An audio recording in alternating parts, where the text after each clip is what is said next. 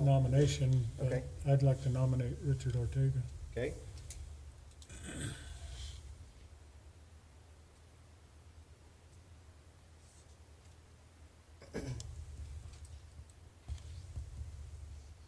Okay, we have Arnold Lopez and Richard Ortega for vice mayor. Let's go ahead and ask for, we need a second, right? No. No, we just vote. Take a roll call vote Okay, for who wants what. okay, so let's take a roll call vote on Councilman Arnold Lopez to be vice mayor. You want a name roll call or just a roll call? If you want to just do a roll call, that's Okay. fine. All those in favor for Councilman Arnold Lopez for vice mayor? Any opposed? Okay, Richard Ortega, vice mayor. All those in favor? Okay, Richard Ortega is our vice mayor. That brings us to the selection and officers of the liaison community board committees. Mayor, I have an amendment to this, to the minutes. Okay. That I am currently the liaison to the Boys and Girls Club. You are on the Boys and Girls Club. Yes, Okay, I am there serving right now as we speak.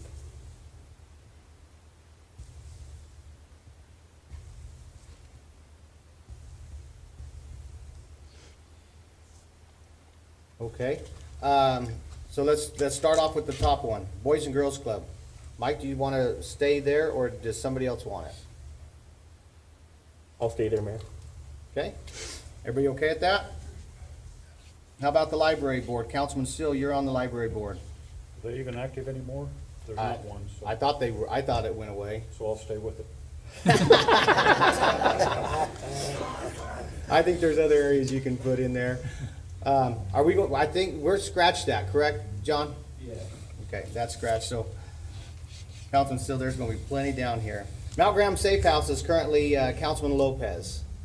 I get to work with County Chairman Paul Roger David. He's the chair of this committee, and I enjoy it a whole lot. I'd like to stay on it. Okay? We'll leave you there. Anybody have a problem with that? Mayor, I would like the Pride of Safford. You got it. See how easy that was?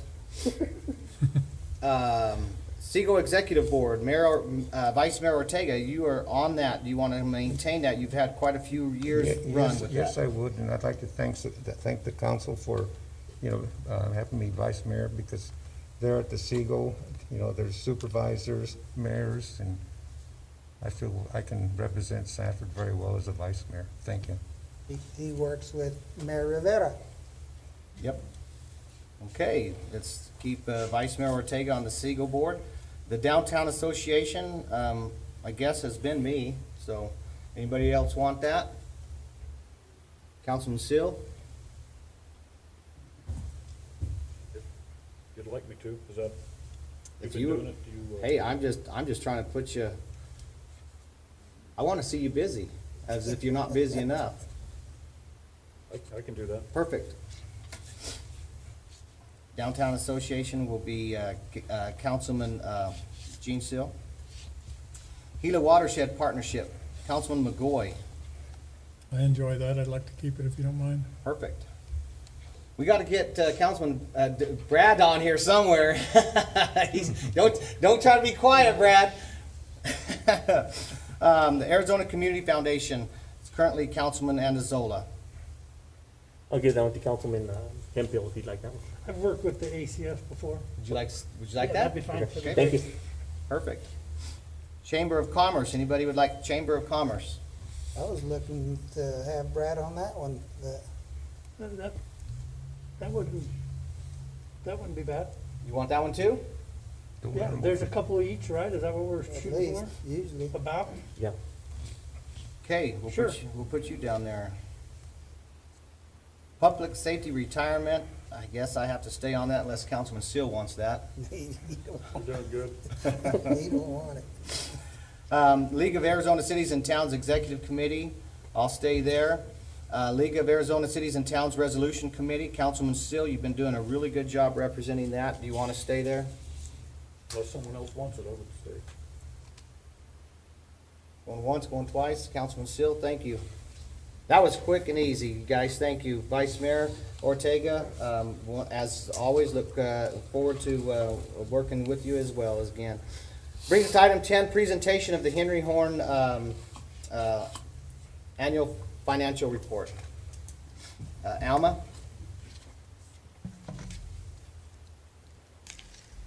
Good evening, Mayor and Council. Tonight, Mr. Brian Hemmerly is here from Henry and Horn. He's here to present the fiscal year 2020 audit and the data and information. He'll be providing a PowerPoint, and tonight after the meeting, Tammy will be passing out the comprehensive annual financial report, the CAFR, so she'll pass this around to everyone. And if you have any questions, you can contact me and we can schedule a meeting if you'd like to meet, or if you have any questions, you can email me as well, and we can go over any detail.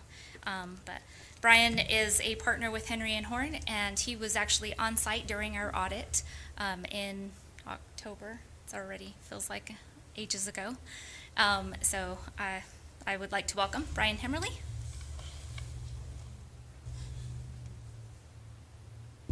Good evening, Mayor, Vice Mayor, members of council. Again, my name is Brian Hemmerly. I'm the lead partner on your audit for the city. Not everything in 2020 was bad. You had a very good audit this year. Up here on the slides, we're going to go over a few required communications between the auditor and the city here.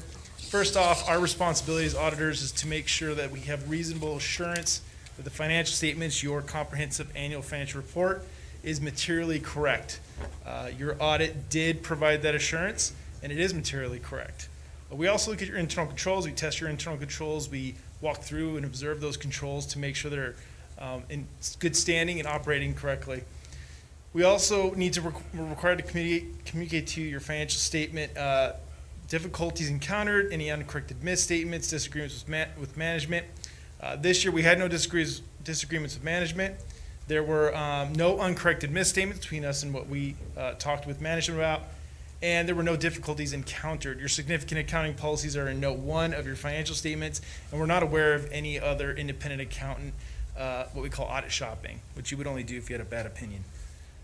This year you received an unmodified opinion. What that means is you have a clean opinion on the city's financial statements, both for the financial statements themselves and in regards to compliance with grants, laws, contracts, regulations, debt covenants, things of the sort. So we've tested both those areas, and both areas received an unmodified, clean opinion. Last year's material weakness that we reported to you has been corrected regarding your financial statement closing process. So overall, it was a good year. This year, we had no material weaknesses, no significant deficiencies. We do have one recommendation for finance, and that's related to capital assets being entered as of the last day of the year. When this happens, you don't get a full year of depreciation or an accurate look at depreciation if it's entered mid-year or mid-month. So we're recommending to finance that they, going forward, enter the capital assets, that would be your buildings, your land, your trucks, or vehicles, as of the month that they are actually purchased. That will help provide a fair value for the actual asset itself. The Auditor General in the state of Arizona requires that you comply with what's called an expenditure limitation. This year, expenditure limitation report reported a required 101 million or less in expenditures. The city had expended 29 million, so you were under your limitation by 72 million, so you've complied with that requirement from the state of Arizona. The Department of Environmental Quality regarding your landfill has another report that we provide to them regarding whether or not you're in compliance with cash to expenditure ratios, which you were. Your debt to expenditure ratios were under 0.2. Your CAFR was audited by us, and your audit received an unmodified or clean opinion, and there were no operating deficits greater than 5% for your revenues. We've got some very high-level financial information for you here in the last few slides. First one here is your cash trends. This is from 2016 to 2020. You can see the city has increased their cash quite nicely, significantly over the last 5 years. For your business type activities, so this would just be your enterprise-related funds for the most part, the cash trend also has been increasing in the last 5 years. Governmental fund types, your red line there is your assets. The blue line is the equity of sorts, and the green line is your liabilities. And you'll see in the last 5 years, you've had a nice increase in assets, and your equity has also seen an increase. Liabilities have pretty much leveled out. The last year, they went up just a bit. Business type activities, same information. Red line's assets, blue line is your equity, and your green line is liabilities. This one has a nice trend where your equity and assets are both increasing and your liability decreased this year. So that is my brief presentation. I'd be happy to entertain any questions you might have regarding your audit. We will get a pamphlet with all this information in it, correct? That's correct, yes. Okay, and we don't have it, we won't have, why don't we not have it today? The reports were, I believe, delivered last week, but this year your CAFR was later, and this is the case for most cities and towns in the state, regarding your CARES Act funding. So the CARES Act funding that came out in April from the federal government had a lot of compliance requirements. The Office of Management Budget and the Department of Treasury for the federal government did not come out with instructions to auditors on what they wanted us to do to audit it until December 22nd, 2020. So we just issued your report, which seems late, but we couldn't really give an opinion on something when we didn't have the rules from the federal government till just recently. So that is the main reason why you were going to be receiving this within, I believe, the next day or so. But they're printed and they're in the office. They're here in Safford. Okay. Anybody else have any questions? Go ahead. Usually, when you have this, you guys are just concerned to report to us that nothing is out of bounds. Yeah. Because you don't touch any negative stuff when you get out there. You guys always seem to back up from that. So on the depreciation part that you hit that involved our vehicles and things like that, that's hampering how much they're worth now, because where they stand now? Well, in the past, what had happened is when the assets are at, let's say you purchase an asset mid-year, but it doesn't really get added to your software, your accounting software, till the end of the year, that's 6 months worth of depreciation that hasn't been taken, accumulated depreciation. Therefore, you've overstated your capital assets for that 6 months. What happens is it works out in the end, it's a timing issue. You end up recouping that back at the very end of the asset's life. So if it's a 5-year asset, at the end of the 5 years, it works itself out. But when you're looking at it at a point in time, as of June 30, 2020, it is technically overstated. So now that your asset software has been updated, we're recommending to management that they enter the assets as of the month that they're purchased. This isn't a material problem. If it was material weakness, we would have written it up as a finding. It fell under our trivial thresholds, so we have certain thresholds for materiality, and this fell underneath that trivial threshold, so that's why it's just a recommendation to management. Okay, and then when you touched on the cash flow, and you said that it looked good and positive and headed in a good direction, does that also involve with our fund balance? Yeah, so if you look at, let's see, this is your governmental funds. The blue line is your fund balance. When I said equity, what I mean by that is fund balance. So yes, your fund balance is the blue line here for governmental fund types, and it is showing a nice increase over the last 5 years. So you're also as high on that line as you were the other then? Yeah, yeah. I mean, this city is been pretty well managed in the last 5 years. You know, the only things that are hard to manage, obviously, the green line is a lot of that is going to be pension-related stuff, and that's very challenging for any city or town to manage because of the fluctuations in the market and the actuarial estimates that come out from that. Hey, we're still under contract with you. How much longer? Ooh, good. I think we might have one more year on that. Yeah, one more year. But you've stayed recommended from the staff and stuff for a little while, so you got a year left. Okay. Yep. Hopefully we'll be here a lot longer than that. No. Okay. That's all I have, Mayor. Okay, anybody else have any questions for Brian? If not, Brian, thank you for the report. Yep, Look thank forward you to very having much. it. So, Appreciate thank your you. time. That brings us to item 11, which is a public hearing. Our first one, Susan, you want to come up?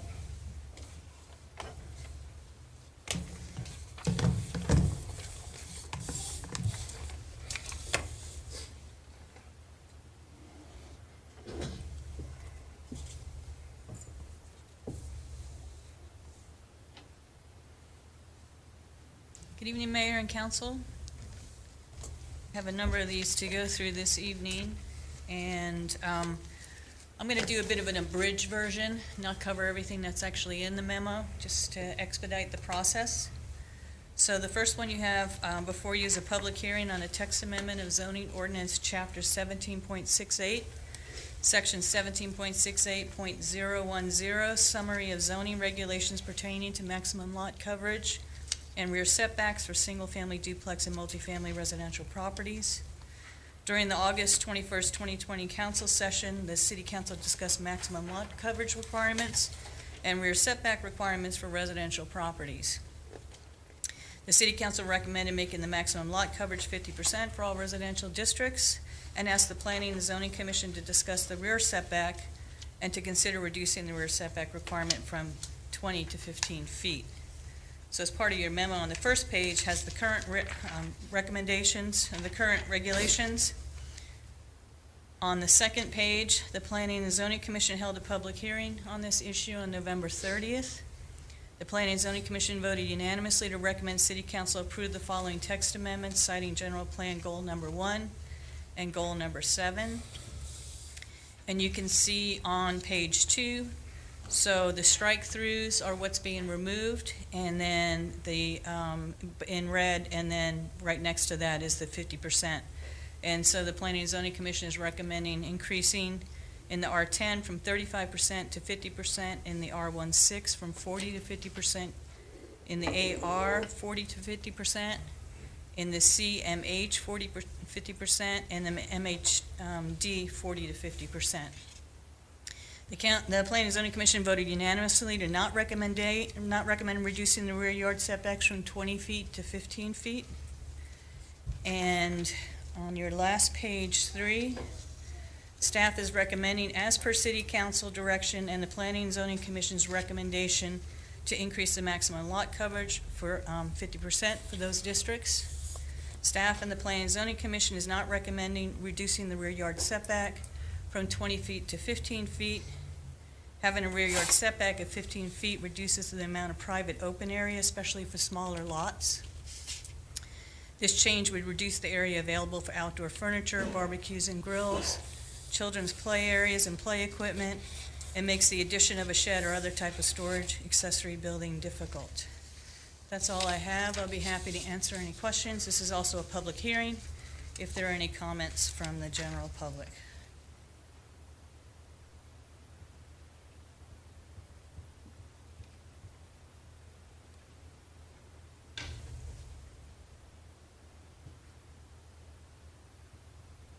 Anybody from the public want to talk about this, on this item?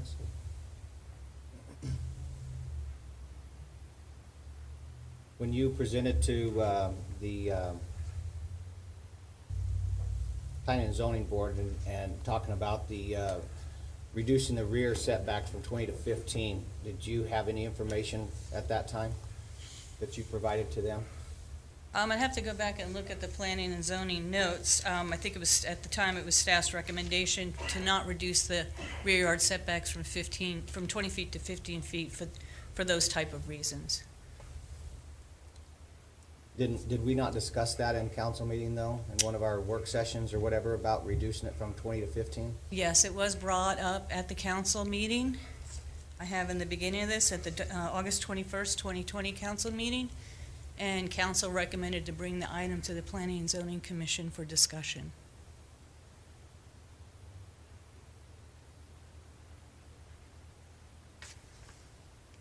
And your recommendation was not to go with the 15 feet? That's correct.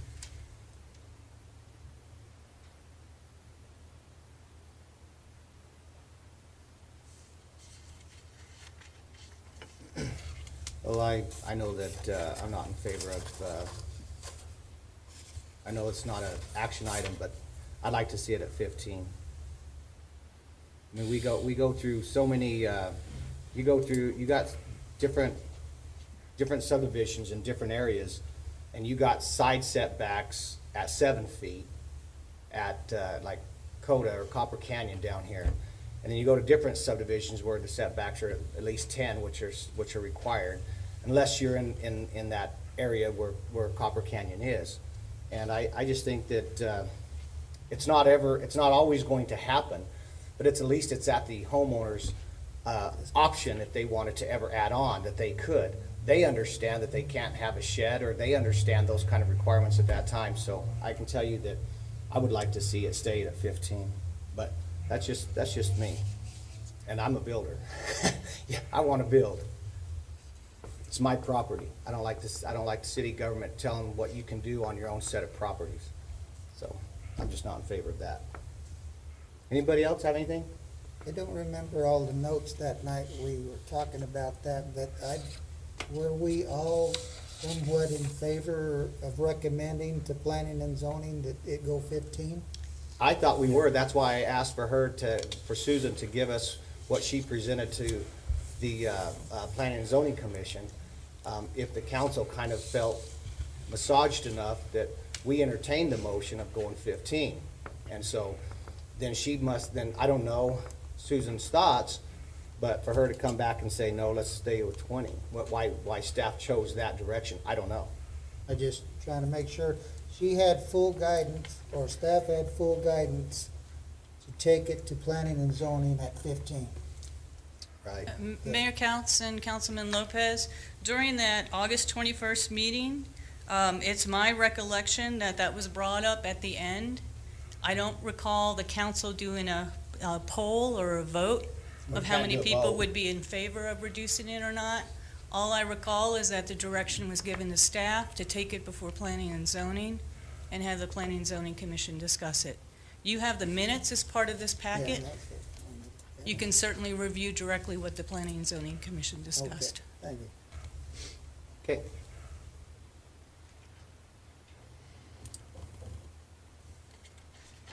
Any other from the council? Anybody from the?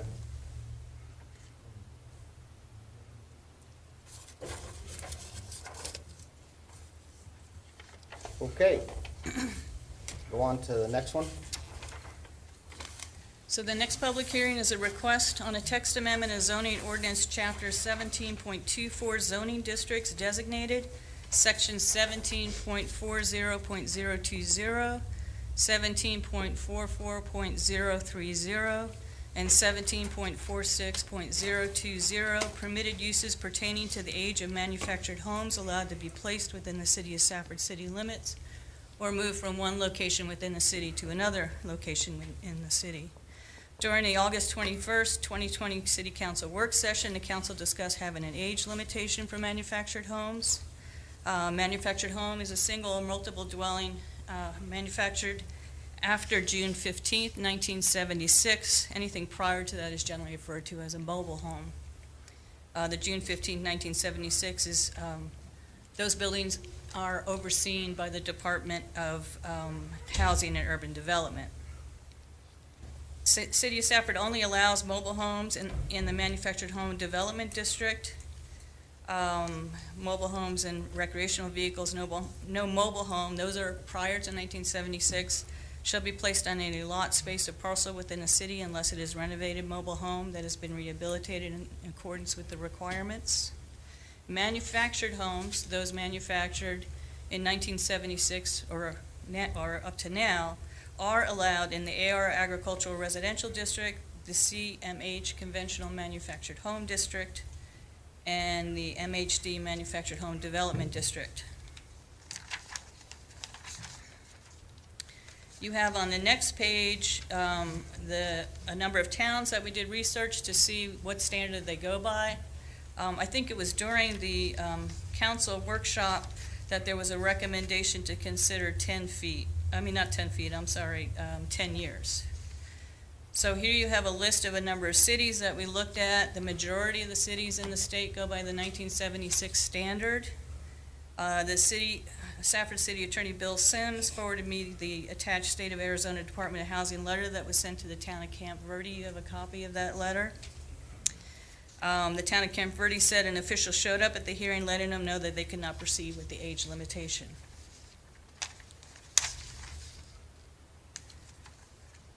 Based on that 2017 letter from the State of Arizona Department of Housing, the federal government has exerted control over the manufactured home industry and has expressly preempted state regulations. In basic terms, preempt is defined as to replace or supersede a law.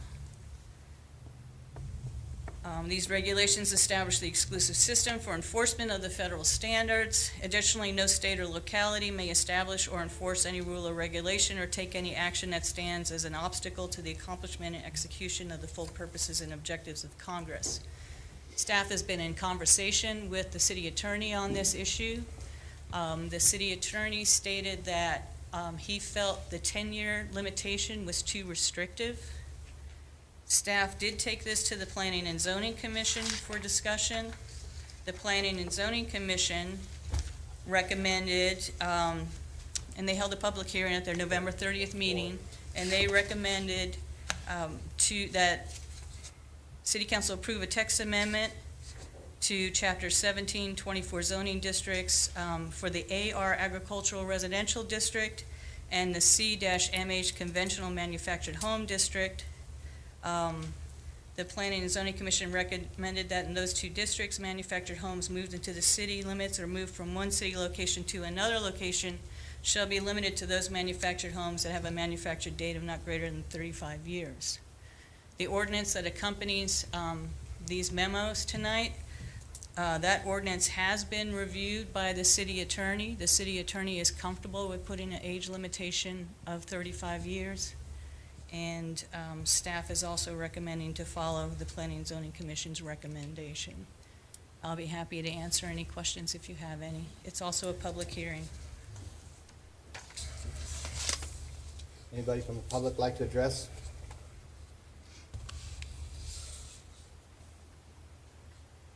State your name, please. Robert Hernandez. Council members, what I'm asking is, my mom's house burned down, and I have a manufactured home that it's in good shape. It's a 1984. It doesn't look it. It's really kept up well. And what I'm wanting is to bring it from Artesia to Safford. She didn't have insurance, unfortunately, so she can't afford to rebuild. I've been assisting her with knocking the remains of the house, and it's getting expensive. And since she can't afford to rebuild, I would like to bring the trailer into 815 10th Street. The house burned on I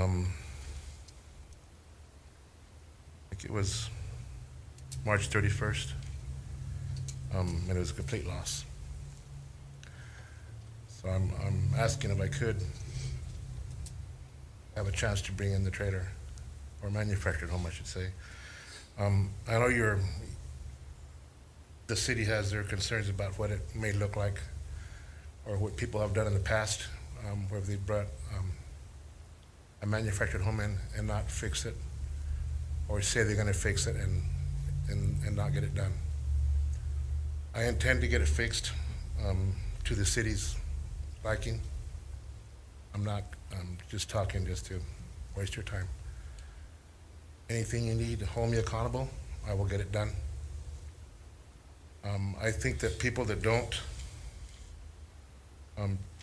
do what they say they're gonna do, they should be held accountable. I understand there's a manufactured home down by the Budweiser plant that was brought in, and they're not doing what they said they're gonna do. To me, only way to stop that is to hold them accountable. Make them finish what they said they do. I'll finish what I said I'll do.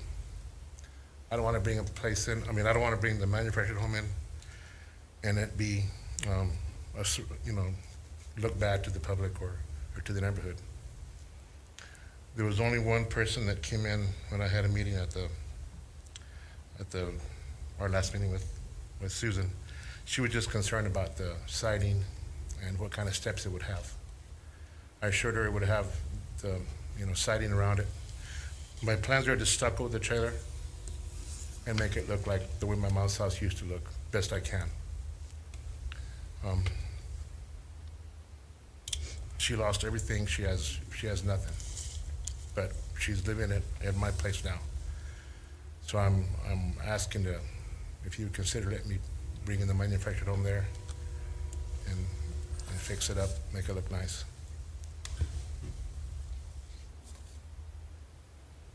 Do you have any questions for me?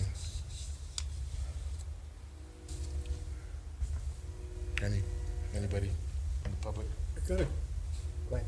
I think I have a question for Susan. Is what we're hearing part of Mr. Hernandez's issue in that? I'm sorry? Oh,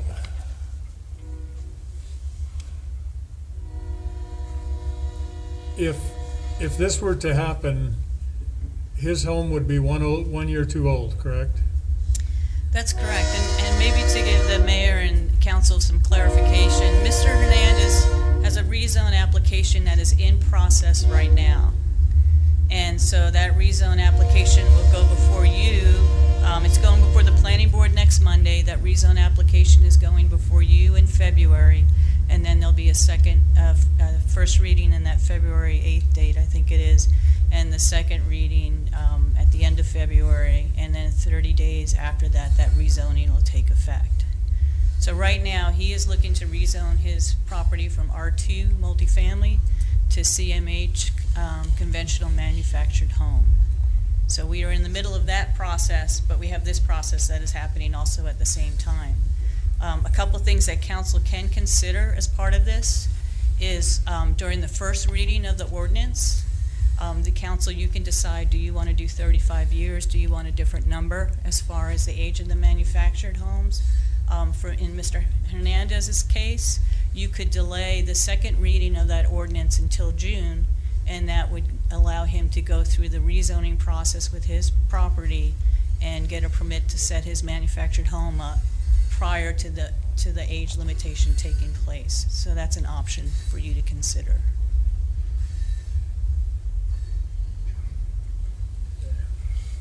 Does that answer your question, Councilman? Yeah, I was trying to figure out if there was a way he could get in before the deadline, and I'd also like to know though that, you know, that, like he said, he's gonna make it look sharp, and, you know, if we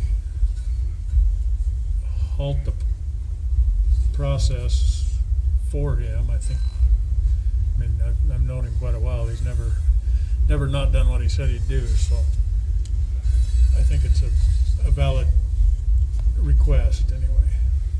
And Mayor and Councilman McGoy, that's something that you can take up when we get to the part of the first reading of the ordinance. And, you know, Councilman McGoy, I also was reading in here with the recommendations from, not necessarily recommendations, but the city attorney did state in here that he felt that 10 years might have been a pretty short span. So I really think that maybe at least this item, and I would like to see the setback items be tabled until we can actually have a work session on it, which would buy Mr. Hernandez some time as well, and give us a little bit of chance to see as council massage the setback, or are we truly wanting to stay with the 20, or do we want to change that and go, you know, whatever. Councilman Hemphill, you have something for Yes, Susan? Susan, do we technically have the authority to make this change? According to the city, the 35-year, the requirement for 35 years, is that? According to federal statutes or HUD, do we technically have the authority to change this? The guidance I received from the city attorney was yes, but he felt that the 10-year time frame would be too restrictive and perhaps would lend ourselves to a legal challenge. Despite the letter that made it pretty clear that cities don't have that authority? That's the direction I'm receiving from our city attorney. But you didn't explain why he thought 35 years would work if technically it isn't. Not necessarily. Okay. Okay, Councilman McGoy? Can I try to touch on that a little bit? As I understand it, in researching this for the county, you cannot do it because of safety, because HUD makes sure these homes are safe. You can do it for devaluation of a neighborhood without the federal government stepping in. So if it's about keeping the neighborhood in good shape, good looking shape, good financial shape, you can do it. If it's about, we think that older homes are not safe, you can't touch that. Right. The That's- county has habitability code already, correct? Standards that are But you can't, we can't affect, for safety, for manufactured homes, we can't touch it, right? nor can the city. But for looking at the value, I mean, if you talk to an insurance company, a manufactured home is depreciated out over 50 years, or they were last I checked. Whereas a site-built house appreciates for quite a while. So that's kind of if you get rid of one at 35 years, it's 70% spent by most standards. So it's only worth 30% of what it was, and at that point, it's not worth the price of moving, is kind of what it turns to. Susan, with this ordinance though, nothing would preclude a 20-year-old manufactured home that's aesthetically unpleasing, an eyesore, from still being able to be placed on a property that's zoned correctly. Correct. If you went with the 35-year, yes, something that was 20 years old, we have no way to stop that from happening. Right, and going forward, if we have a 1984 that's in fantastic shape, even if we delay and squeeze this one in, going forward, there will be no way to allow the next one. That's correct. Go ahead. Sounds- Sorry. Brad, you were thinking that the federal laws were superseding what we were talking about? Well, just according to the letter. Yeah, according to the letter. That's kind of what I was thinking. I'm glad you asked that. Also, the county is the one that would do the inspections when it gets done, rebuilt and all that kind of stuff? Mayor Councilman Lopez and Councilman McGoy probably is best to answer that question, but yes, as far as setting up manufactured homes in the city, they have to get a permit, they get a zoning clearance permit from the city that they meet setbacks and they don't exceed lot coverage requirements.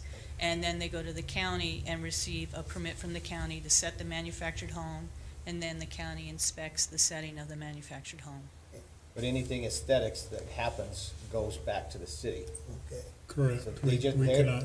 and we don't ever want to stop that relationship with the county. We always want the No, county I just involved seen in that. that in their pocket. You hear that? We love you down there, Yeah, Steve. okay. The state, the county has an IGA to do the state inspections, but they can't go outside of that. So if you wanted a certain color or a certain kind of trim or a certain kind of skirting, that has to go back to the city for that.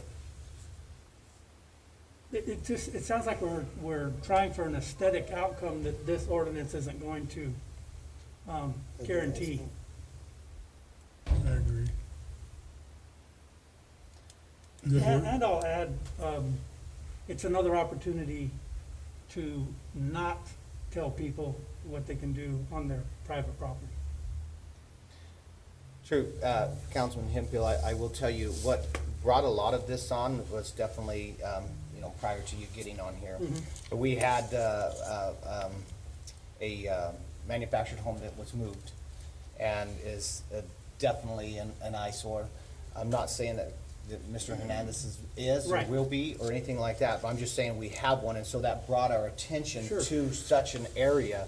And then, so we're sitting here trying to, I wouldn't say push through, but yet push through an ordinance to where we can help protect neighboring communities that are site-built. Right. And so I totally understand. That's why I think it's a great opportunity now that we got some, I hate to say the word fresh blood on here, but that we definitely, when this comes back for the ordinance, that we bring this with some discussion, some more tabletop discussion. And that way we all get involved and we get a chance to hear what Councilman Hemphill is stating and how he wants to help direct this as well, because I really like his idea of saying, maybe maybe I'm reading into it wrong, I don't know, but he likes government not being involved too much in private sector as well. So I think it's a great opportunity. I appreciate every single thing you had to say. I wanted to give you a little bit of heads up where we were and how we Right, and I got was at there. the August meeting, Yeah, not the work session obviously, but as a. as a member, or as an audience, Right, yeah. So I was there for that. What is the year of the one on 8th Street that? I don't think let's not talk about that one. We're Okay. only here for this, so. Mayor totally Coutts different, so- and Councilman Hempill is 1983. Okay, but it would be grandfathered in anyway? Yes. Because, yeah, anything, should you pass this, anything that's already existing here is Stays. grandfathered in, Yeah. yes. Councilman Still, do you have a question? No, I just, like the idea that you brought up, I think, of, tabling this, we have a work session and we could spend some time Diving into it. going back and forth Okay. and talking about it. If we table something, we have to have a date. We have to, Well, it's just a first reading, so not necessarily, right? Correct. Okay. We, An action item, we would. Yes. Susan? so right now, you're just at the public hearing Right, now it is. process. And then after this, there'll be the We'll first come down reading of the here. ordinance. And And that's at when we're that gonna point in table. time, then you could That's when take we're your gonna hit it. action Yep. and direct staff to Yep. how you wish to proceed. Yeah, correct.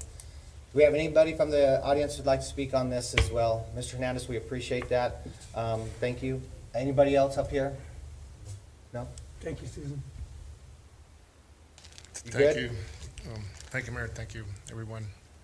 And like I said, I'm a proud person. I will make it worth your while. I'm not here to say something and not get it done. Perfect. Okay. We Thank you. believe in you and trust in you, so thank you. Thank you. Susan, you might as well stay right up there for item 3.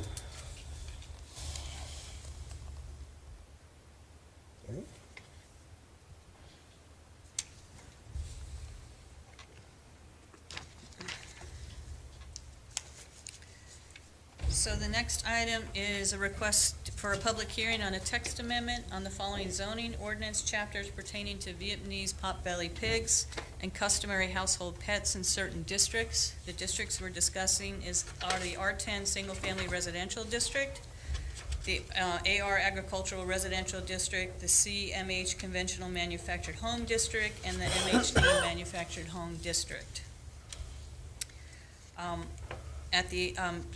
Lachey Bruckner is the applicant for this particular text amendment. She approached City Council. City Council requested that this item be taken to Planning and Zoning Commission for discussion.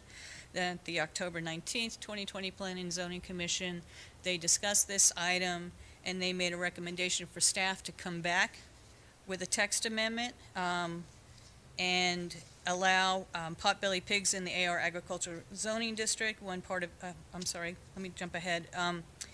So they requested that the city staff come back to them. City staff came back on November 30th, Planning and Zoning Commission, for a public hearing to discuss the text amendment and make a recommendation to City Council. There were 4 members present out of the 7 during that meeting. The commission decided to continue this item to the next scheduled meeting when more members were present. On December 21st, 2020, the Planning and Zoning Commission continued the public hearing with further discussion on the agenda item.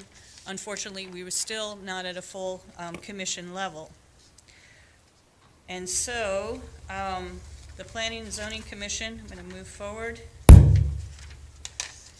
I do want to point out that that the R10 district does include by reference the R16 single-family residential district, the R2A duplex residential district, and the R2 multiple family residential district. The Planning and Zoning Commission held that public hearing at their November 30th, 2020 meeting and the December 21st, 2020 meeting. The Planning and Zoning Commission voted unanimously at the December 21st, 2020 meeting to recommend City Council approve allowing potbelly pigs only in the AR Agricultural Residential District and in the R110 zoning, single-family zoning district, which again includes by reference R16, the R2A duplex, and the R2 multiple family district. The Planning and Zoning Commission cited General Plan Goal Number 1 of the Safford Neighborhood Character Area as part of the recommendation. The Planning and Zoning Commission also recommended that City Council require that Vietnamese potbelly pigs be licensed similar to the dog licensing requirements in the Safford Municipal Code. And you have in red, starting on page 2, to page 4, actually showing what the text amendment would look like. And basically, it would allow in the AR district, 2 Vietnamese potbelly pigs, provided that males are neutered and females are spayed. That would be added to the animals which are considered customary household pets.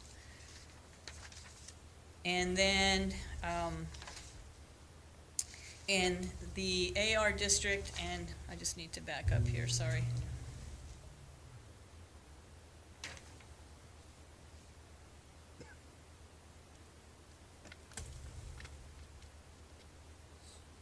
And they also recommended that same thing of allowing 2 potbelly pigs, provided they are spayed or neutered in the R110 single-family residential district.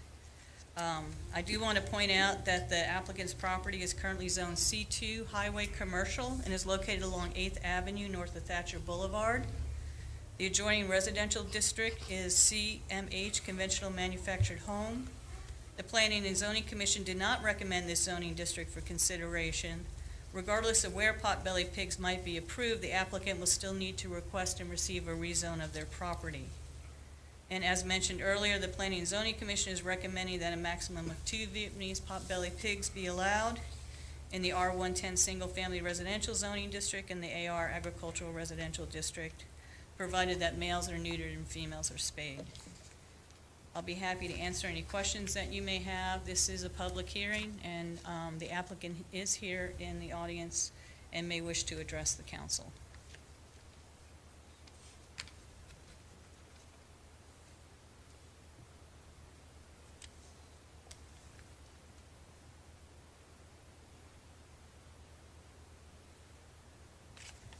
Good evening.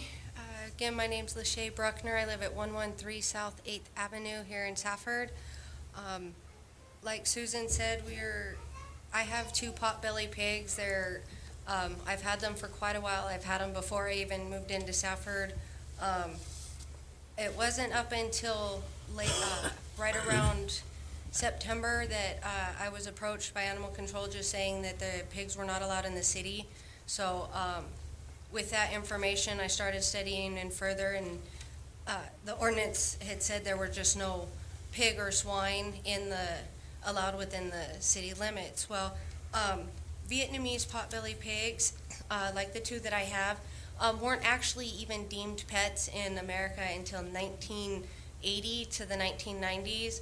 They were more of an exotic pet. I did quite an extensive report showing how that they are not the livestock that most people think of when they hear the word pig or swine. And so, like Susan said, we were reverted to the zoning, and we did a lot of discussion. I showed how they're shown as pets, how America sees them as pets, how they're designed and bred to be pets and nothing else. So I really appreciate your time and effort and showing that these are little pets, not because I want to help the education with these animals. There's a lot of misnomers on what a potbelly pig is and how it's a pet. A lot of people think they're going to stay the size of a tiny dog, and so one of my major points with my potbelly pigs is I try to get them out and educate people as much as I can on the animal. I've taken them to our neighbor's farm and pantry. I've had them at the Real Life Church for their youth night, just educating kids and showing what a real miniature pig looks like and how they should be taken care of. Susan, where Mrs. Bruckner lives, she'll have to be a rezone? Is that what you're asking? Or, I mean, for her, I mean, I'm sorry, go ahead. Yeah, and Mayor, in her situation, she is zoned C2 Highway Commercial. That whole strip up 8th north of Thatcher Boulevard is C2, even though a lot of the properties are residentially used.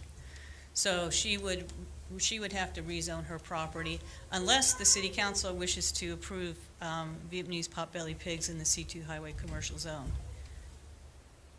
So it seems to me that to allow them as a customary household pet might be more reasonable, similar to dogs and cats. but she would have to rezone her property as part of this process, depending on what the city council decides, if they decide which districts to allow Vietnamese potbelly pigs in. I also, this may prove helpful if I can get to my file. I do have a list of other jurisdictions that allow potbelly pigs. I know they're not big. If you'll give me a moment, I can pull that list out. I've seen them and had them.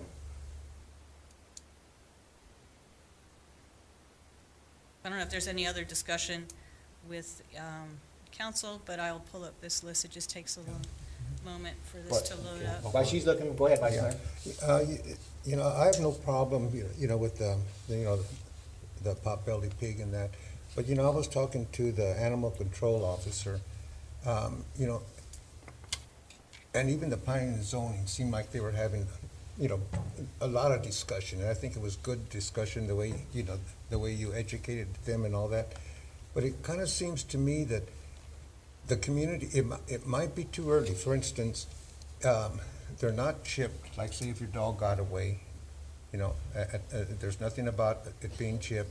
For instance, if I had one and it got out, went 2 or 3 blocks away, they picked it up, you know, the animal control picked it up, they would take it to Pima, from what I understand.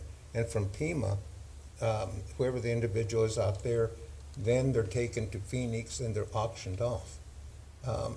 Because there's no place to, you know, you catch them, it gets away or something like that, there's no place, we're not ready for them.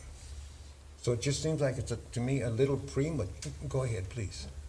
Well, most potbelly pigs do fit in the same size kennel as a dog, and most of them are transported, their beds, their homing, are most of the time the exact same thing as a dog. So most potbelly pigs sit about here. Most big canines are here. So if it's a size recommended issue, it's the same as a dog.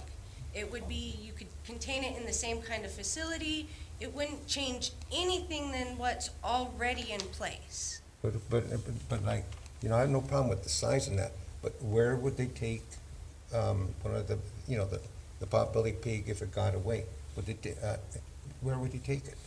Well, like she was saying, if they are registered just like a dog or anything like that, then I've never personally had a missed pet, but I know a lot of people, first thing they do if their animal has gotten out is check the pound or the local facility to make sure they're there.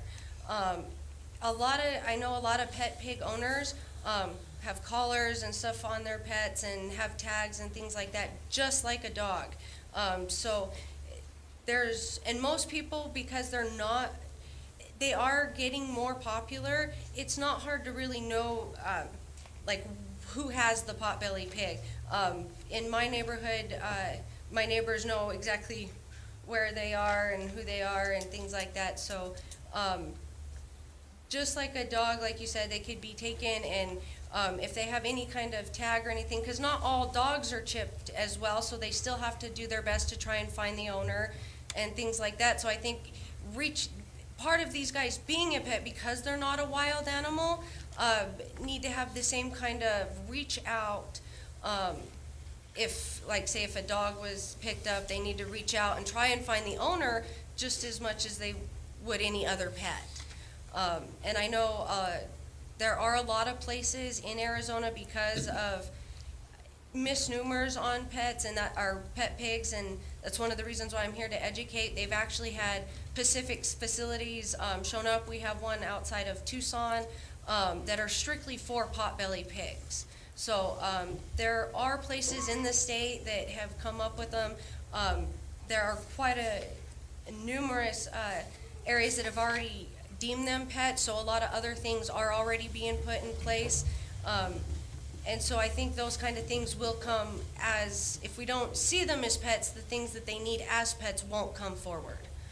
And Susan, under my understanding, didn't the Planning and Zoning also recommend that the recommendation was that they were to be tagged anyway? Yeah, they recommended that they be licensed similar to dogs. That would be a change of a different part of the So zoning they have to ordinance. go to the city and fill out what they have, If- correct? If city council wants to make a change to the code of ordinances to make that requirement, that's not under the planning and zoning commission purview, that's under the city Oh, okay, council it's ours, purview. but we do have something, so if you have any animal that we approve, you have to go, you should go to the city and apply for a permit to have an animal, a cat or a dog or whatever, correct? Currently, it just governs dogs. Just dogs. So it could be changed to So we'd have to include change that if. potbelly pigs. And Mrs., I'm sorry, Vice Mayor, No, go ahead. and I understand, and as Vice Mayor is talking as well, I mean, they kind of send it back to us and say, hey, they recommend that, but except, in the C2, you'd have to do a rezone. And that's gonna be, take some time for you to do and this and that and the other. And so, I kind of feel some of your pain, but at the same time, we've gotta protect the C2 as well. Do you understand me on Yes, that? I definitely understand, and I am fully aware that if it is something that comes down to I have to rezone, then if that's what I have to do, then that's the process that I'll Because you've take. had them for so long, and they are like a kid to you, and I don't want to, disturb that, but at the same time, I want you to feel a little bit that I'm feeling as well. Right, and we, like she said, we are just a single-family home. We don't, it's just me and my family and our pets and stuff like that, so if we need to make that so, then I'm willing to do whatever it takes to make sure that Susan, we follow. is her area, would it be easy, would it be easy or hard for her to do a rezone? I'm sorry, I've lived here my whole life, but you can't give me an address and tell me anything. Just tell me what tree it is, or can you show us where it's at, or? It's down by the The- line. it- Down by the line. Almost to the Pepsi place. It's by Pepsi? Yes, and Yeah. it's, and directly behind her are CMH zoning districts. So that if she was gonna rezone, it would be logical for it to be the CMH zoning district, but that's not one of the districts the Planning and Zoning Commission recommended. Right. So I do want to point out that this is the public hearing portion. You will have a first reading of the ordinance, and then there will be a second reading of the ordinance, at which time you can have further discussion and choose to make any kind of changes. The same holds true for the setbacks and the lot coverage, text amendment, and also the manufactured home. So at that second reading is a time when you'll be able to have further discussion and make any changes, as far as just procedurally to outline the issues. I can show you through these slides, if you wish, some other jurisdictions and what they require. Coolidge is outside of, I think, Florence, and they allow 2 potbelly pigs in residentially zoned property. Flagstaff allows them, but only in the rural residential. Glendale allows them in the A1, which is a larger lot district, as farm livestock and not allowed in residential zone districts. Gilbert allows 1 potbelly pig and has certain size restrictions as far as the lot coverage. You can have 2 potbelly pigs only if you have a 15,000 square foot lot. Goodyear allows 1 in residential and has a weight restriction. Mesa allows 2 as a personal pet with a weight limit of less than 200 pounds. Queen Creek allows 1, only on 1 acre or more parcels. Tempe allows 2 potbelly pigs in all residential districts with a single-family dwelling. Tucson, Tucson allows no more than 1 hog, which includes potbelly pigs only in the agricultural district. Wilcox allows 2 potbelly pigs allowed as personal pets anywhere in the city limits, provided they are registered and under 100 pounds. Okay. Anybody else on the council want? Anybody from the audience? Sir, come on up. State your name and.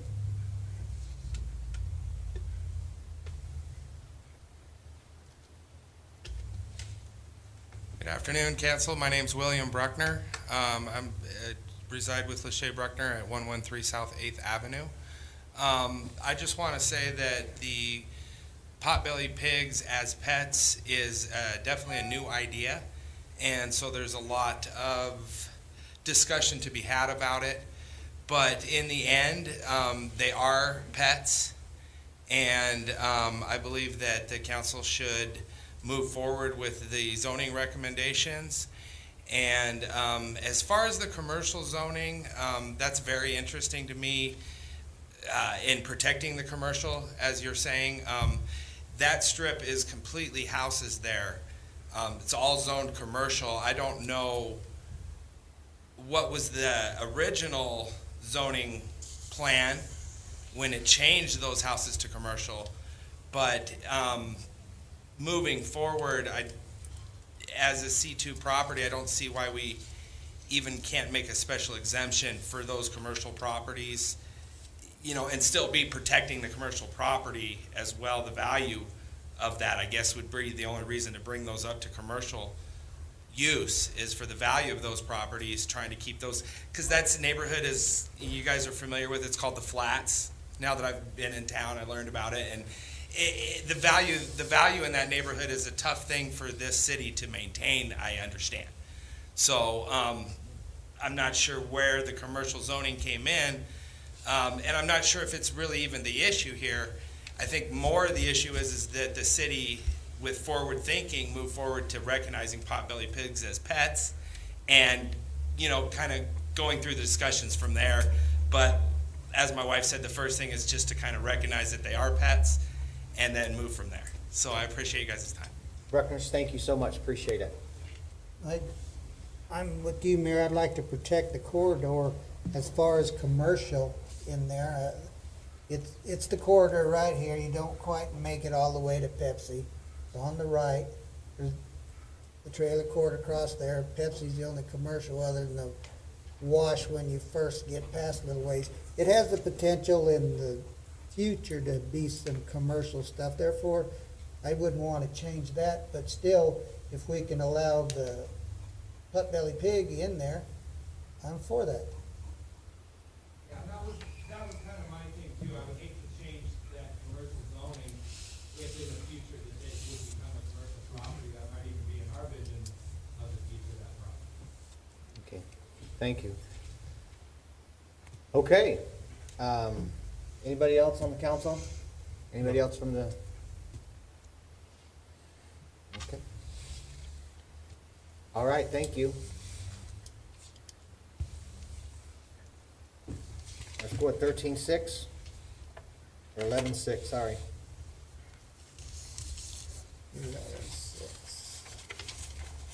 13.6, whatever it is. 4, sorry. Gosh, 11.4. There we go. I got so many notes on my paper. We should be on that. So, Mayor and Council, this is a public hearing on a text amendment of zoning ordinance chapter 17.08 definitions, chapter 17.40 AR agricultural residential district, and chapter 17.52 C2 highway commercial district. During the October 17, 2019 Planning and Zoning Commission meeting, the commission voted unanimously to recommend staff hold a public hearing on November 21st relating to hospitals and clinics for small animals and hospital and clinics for large animals. That text amendment moved forward, and City Council voted unanimously to approve that text amendment on January 27, 2020, with an effective date of February 27, 2020. Since that date, there have been numerous discussions regarding those text amendments with requests to modify the language along with adding other uses such as stables and kennels. On December 14th, 2020, staff presented the latest version of proposed text amendments to City Council, and City Council directed staff to take this to the, take these text amendments to the Planning and Zoning Commission. And so at the Planning and Zoning Commission at their December 21st meeting reviewed these text amendments, and I have them before you again to show this is the same slide presentation that I showed at your meeting. And so here are what we have currently in our code. There's a differentiation between small and large animals. The proposed revision would be new definitions, a definition for hospital and clinic for animals, and a definition for kennel, and a definition for stable. Also, language to be removed from the zoning ordinance in the definition section is animal hospital and animal kennel, and that's to prevent any kind of conflicting language or confusion.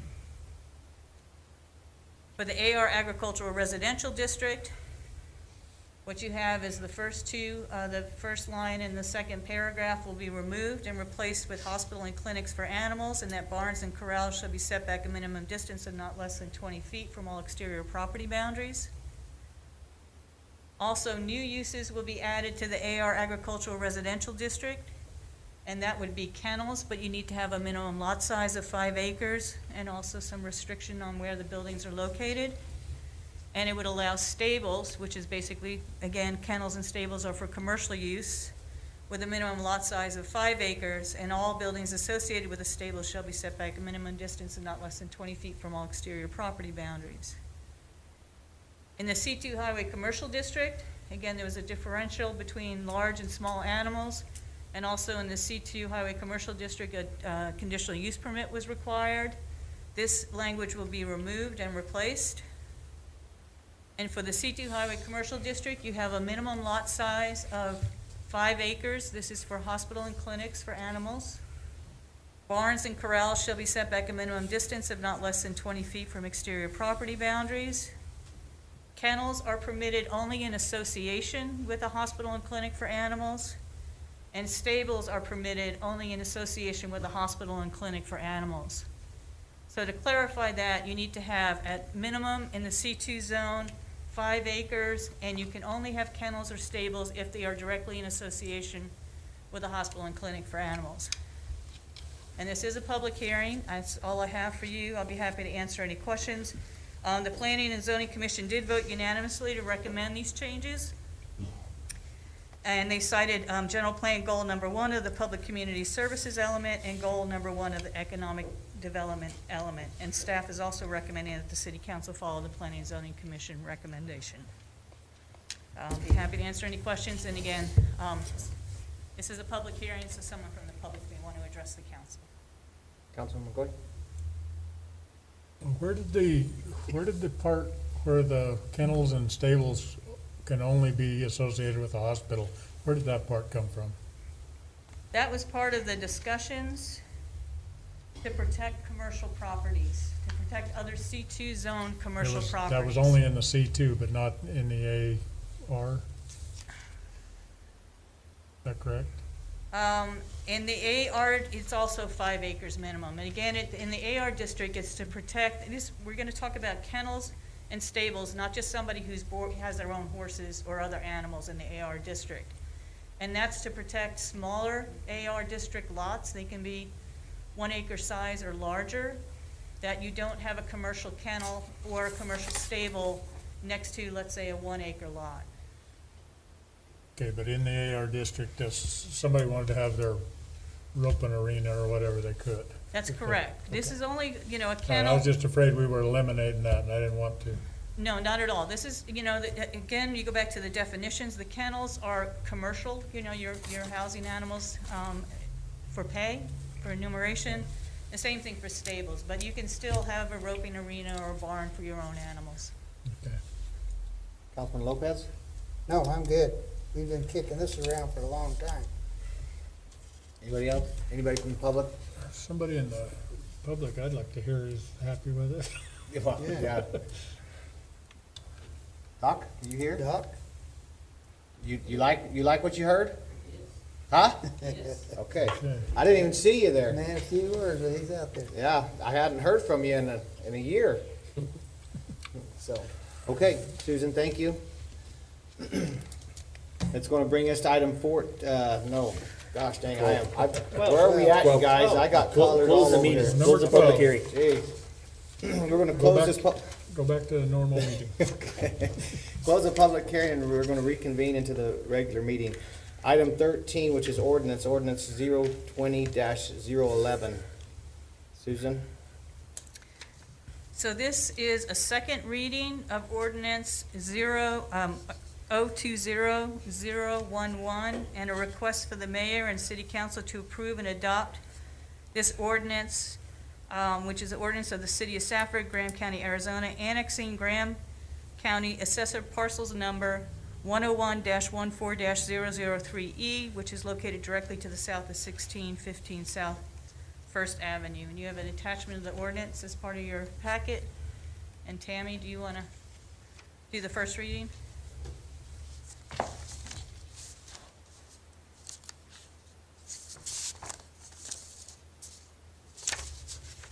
This is our first reading or second? 'Cause it's an Oh, I'm action sorry, item. second reading. I apologize. Well, first of all, I motion, we approve ordinance number 020-011. We have a motion. Second. We have a second. Any more discussion? All those in favor? Aye. Any opposed? Motion passes. Tammy, would you read that now, please? Ordinance number 020-011, an ordinance of the City of Safford extending and increasing the corporate limits of the City of Safford, Graham County, State of Arizona, pursuant to Arizona Revised Statutes, Title 9, Chapter 4, Article 7, by annexing certain territory contiguous to the City of Safford. Okay, thank you. Brings us to item 13.2, ordinance 2012. The mayor and council, this is a second reading of ordinance 020-012, and a request for the mayor and council to approve and adopt this ordinance, which is an ordinance of the City of Safford, Graham County, Arizona, rezoning Graham County Assessors Parcel Number 101-14-003E, which is located directly to the south of 1615 South First Avenue, from Graham County General A Land Use to the City of Safford AR Agricultural Residential. So moved. We have a motion. Second. Second, any discussion? All those in favor? Aye. Any opposed? Motion passes. Did you read that, Tammy? Ordinance number 020-012, an ordinance of the mayor and city council of the City of Safford, Graham County, Arizona, effectuating a map amendment rezoning Graham County Assessors Parcel Number 101-14-003E from Graham County General A Land Use to City of Safford AR Agricultural Residential. Okay, thank you. First reading of item 13.3. Susan? Mayor and council, this is the first reading of ordinance 021-001, an ordinance of the City of Safford, Graham County, Arizona, amending Title 17, Chapter 17.68, size and setback regulations, Section 1768.010, summary of zoning regulations pertaining to maximum lot coverage for single-family duplex and multifamily residential properties. And you said you don't want this tabled for us to have some more discussion on this? Tammy, the city clerk might be able to help clarify that. When it pertains to zoning, we can't actually table it. You do have to continue to a date. So if it's something that you want to discuss at a later date, whether it's a work session or another council meeting, you do have to actually state that you want to continue to that, to Okay. a future date for that. And Mayor, if I may, and City Clerk, please correct me. When we have the second reading of this ordinance, that is also another opportunity for the city council to modify the ordinance. Is that correct? Correct. Yes, it should be, but if I heard correctly, Councilman Sill and Mayor Couts, you were wanting to take it actually to a work session, were you not, to discuss it further? I had suggested that, just so we are all on the same page, but that's up to you guys, if you guys would like to talk more about this. So I think do we have a consensus to talk more about this? Huh? John? Just suggestion, Mayor, Councilman, members of council, if you feel there's a consensus already to reduce that setback, you can make that amendment now, can't they? Correct, yes, you I can think we make need that to amendment understand, now. I think we want to understand why, like, you guys, I think they want to hear my reasoning, and then I want to hear Vice Mayor's reason, I want to hear Brad's reasoning. Correct. If And you I don't want think further right now is action- the setting for it. Yeah, I think if it you want needs- actual further discussion, you can, rather than table it, just continue it to a future date, and we can bring that back in a work Let's do session that, for please. discussion. Okay. And, which, of course, during the work session, you can't have the first reading or second reading, it would be Right. for just discussion. Right. And that's when you can then, give So Susan we need the to go direction forward with that this, she's. we need to go forward with the first reading, and we're going to continue with discussion, correct? Yeah, if that's what First you- reading ain't changing anything. Correct, if We're that's just going how to you'd have like that, to and we're vote. going to have more discussion on it. Yes. Okay, at a work session. Yes. So go ahead and do our first reading then, please. Sorry, I apologize, let me get that real quick here. You're having to do work today, too. I know, right?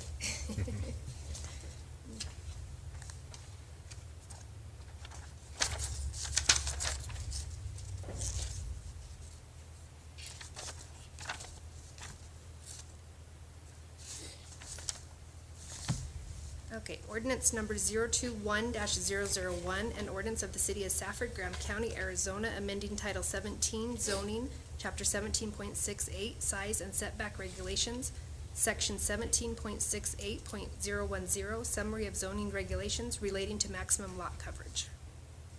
Did you say 011 or 012? For You said whatever it is. She said 021. It is- 021. Oh, 021-001. But is in the here, ordinance it's number. 020 Yeah. on our 020 sheet. on ours. It's 020-001 in our. Oh, on mine it's 021.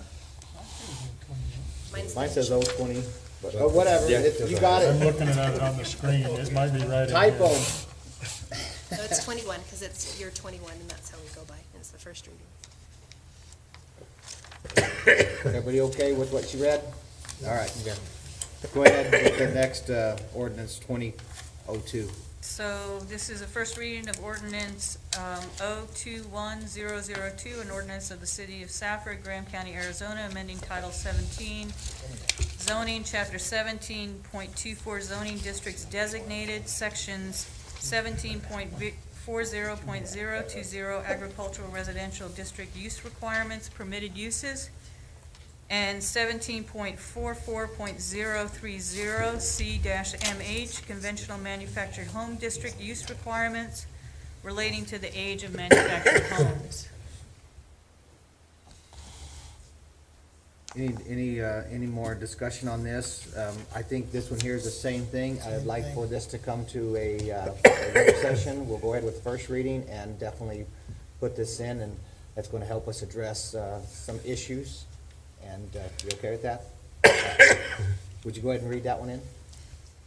Ordinance number 021-002, an ordinance of the city of Safford, Graham County, Arizona, amending Title 17 zoning, Chapter 17.24, zoning districts designated, Section 17.40.020 AR, agricultural residential district use requirements, permitted uses, and Section 17.44.030 C-MH, conventional manufactured home district use requirements relating to the age of manufactured homes. Okay, perfect. Susan? This is a first reading of ordinance number 021-003, an ordinance of the city of Safford, Graham County, Arizona, amending Title 17, Chapter R-10, single-family residential district, and Chapter 17.40 AR, agricultural residential district, relating to Vietnamese potbelly pigs and customary household pets in certain districts. And once again, this is a first reading, so now's not the time to make any changes, or now is the time to make changes? Yes, now is the time to recommend. Okay. I think that the pig should be tagged like a dog. That would help address Vice Mayor's deal to where if something happened, they got out, that they don't just take off to Pima and then from Pima to Phoenix. I think that if they were tagged, I think that would be one thing. I would also like for us to address the C2, not to rezone it, but to allow a pig or two. Would that address your concern too, Yeah, Councilman? we saw similar examples here from the different towns and stuff. It can be accomplished.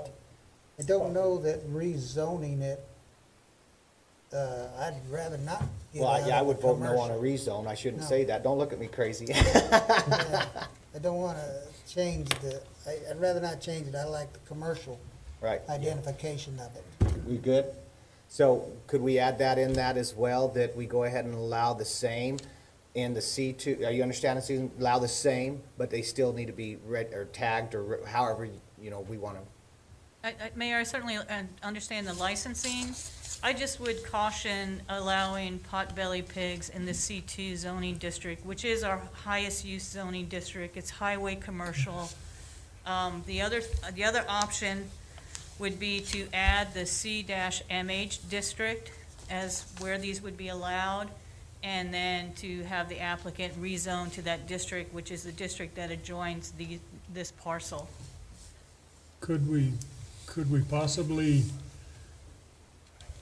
allow it in a residential grandfathered in home in C2, but not in actual commercial? Does that make sense? It does make sense. So that's something that I can take a look at. There's a part in the C2 district, because they're legal non-conforming homes, and we made some changes to that to allow people to modify those homes and expand their use. So that would be, I would need to take this back and rewrite it, but that's a possibility to add it to a different section in C2 that is solely dealing with residential properties. That Good. makes sense? Yes, Vice Mayor? You know, one thing C1, one thing we have to keep in mind also is that we have to think of the entire neighborhood, not just one. Right, One individual. little, you know, Yep. one residence, Right. you know. I think that's something, you know, any place in Safford. Tammy? Mayor Katz, just as a reminder, even during the first reading, you could make recommendations for changes, but it can't be substantial changes. So if Okay. it is, then she'd have to completely redo it and go through the whole So process you again. feel like we're doing substantial I think you're changes? getting close, so, Okay, we're I'll not get gonna with get Susan. substantial, but we're gonna get close. correct. You Keep keep it us close, okay? That's your job, is to keep us I'll get close. with Susan again after, just to Don't verify. ding us, just keep us close. But just a reminder, it can't be So substantial changes. Susan, if, I'd like to hear, and that would be something that you'll have to us for the second reading. You'll have some more information, or you can send it to us. And, but I think that as long as we tag them, and I like what Vice Mayor said, I also like what Councilman McGoy said, that maybe we could get an adoption for the already structured, C2 or, and go with just that. But if something ever happened, then, it falls back into C2. Correct? Yeah, my gears are turning. Because I think if we allow it, I'll have to go back and look, because the C2 zoning district refers back, I think, to the R2 district, which the R2 district would be included in the R110 reference here. So I need to just look at the language. It may not be that large of a change. You may be able to go with the way this is worded. And then, those districts back relate to each other. It's a little complicated to explain. So let me do some research on that to see. That may already be included as part of this. I'll take a look at that, and then also look at modifying the Code of Ordinances section for dog licensing to add the potbelly pigs. Okay. I just think since we're allowing it in a residential area, and that is really, truly, I understand that it's commercial, but it is residence right now. I mean, that whole neighborhood would have to burn down before a commercial industry could go in there. So I think that we need to see what we can do. Okay, everybody okay? Yeah. All right. You got those, and we got really close, didn't we? Got really close. Okay, thank you, Tammy. Then now we will be voting on this Next time. next time. yeah. And now we're on to the 6th, the ordinance 2104. This is the first reading of ordinance 021-004, an ordinance of the city of Safford, Graham County, Arizona, amending Title 17, zoning, Chapter 17.08 definitions, Chapter 17.40 AR agricultural residential district, and Chapter 17.52 C2 highway commercial district relating to hospitals and clinics for animals, kennels, and stables. Okay, any discussion on that? Tammy? Ordinance number 021-004, an ordinance of the city of Safford, Graham County, Arizona, amending Title 17 zoning, Chapter 17.08 definitions, Chapter 17.40 AR agricultural residential district, and Chapter 17.52 C2 highway commercial district of the city of Safford municipal code relating to hospitals and clinics for animals, kennels, and stables. Okay, thank you. Tammy, did you need to read anything on the item, on ordinance 2103? Yes. You did? Okay, Yeah. you want to try to I had a do all of that? question. Okay, we got a question on it. Go ahead. No, I'm sorry, I thought we were gonna have the first reading on it. Okay, we're doing that first reading right now. I Okay. got way ahead of myself. Okay. You got to see my paper. It's all colorful. Go ahead. So I'm just going to read ordinance number 021-003, an ordinance of the city of Safford, Graham County, Arizona, amending Title 17 zoning, Chapter 17.28-R110, single-family residential district, Section 17.28.020, use requirements in Chapter 17.40 AR agriculture residential district, Section 17.40.020 use requirements, permitted uses of the City of Safford Municipal Code relating to Vietnamese pot-bellied pigs and customary household pets in certain zoning districts. All right. Thank you. Got through that. Holy cow. Let's go to item 14, new and old business. Tammy? Mayor and council, I just am bringing forth the December 14th, 2020 council meeting minutes. Was there any questions on the minutes? Move to approve. Second. Motion and a second. Any discussion? All those in favor? Aye. Any opposed? Motion passes. Item 14.2, landfill debris management, myself, and then, of course, I'll have Lance come up to the podium as well. Lance, as I go out there, we have a lot of wind. Seems like we're Wilcox anymore. And our landfill is a freaking wreck. Trash everywhere. I can't believe the state hasn't come down and told us to start cleaning it up, or Bureau of Land Management, whoever it is. I realize that we are not allowed, we're not having any inmate labor, but if, as you guys have said before, inmate labor is not allowed to be out there. My question to you is our berms, do we need to be creating berms? I know I've done some calls at different landfills that have allowed stacking, and I just feel like we are very shallow on that, but I'm not a landfillologist, so go ahead. First off, I appreciate you bringing this forward. It lets me brief you all, Council and Mayor, on what's going on at the landfill. Obviously, there's been a lot of changes out there over the last 6 months, 12 months. You know, back in 2018, we were approved our vertical expansion permit to increase the height of that existing landfill, extending our life to 2044. But anybody's been out there in the last couple of years know we've been working on the east side of that in one big hole for the last couple of years, filling the last big hole that was there. We finally filled that hole roughly 6 months ago, and in that last 6 months, 8 months, we've been planning for this vertical expansion. Our permit allows us to put in lifts of refuse anywhere from 2 to 6 feet, and optimum being 4 feet. So we have to use 4-foot lifts and then cover it with dirt per our permit. The permit is laid out in cells, 70 by 70 foot cells. There's 600 of them across the whole surface of that landfill. So in the last few months, we did a topo survey of the top surface, found out where the low spots, the high spots, try and get it kind of leveled out to where we could start our 4-foot lifts across the top of that.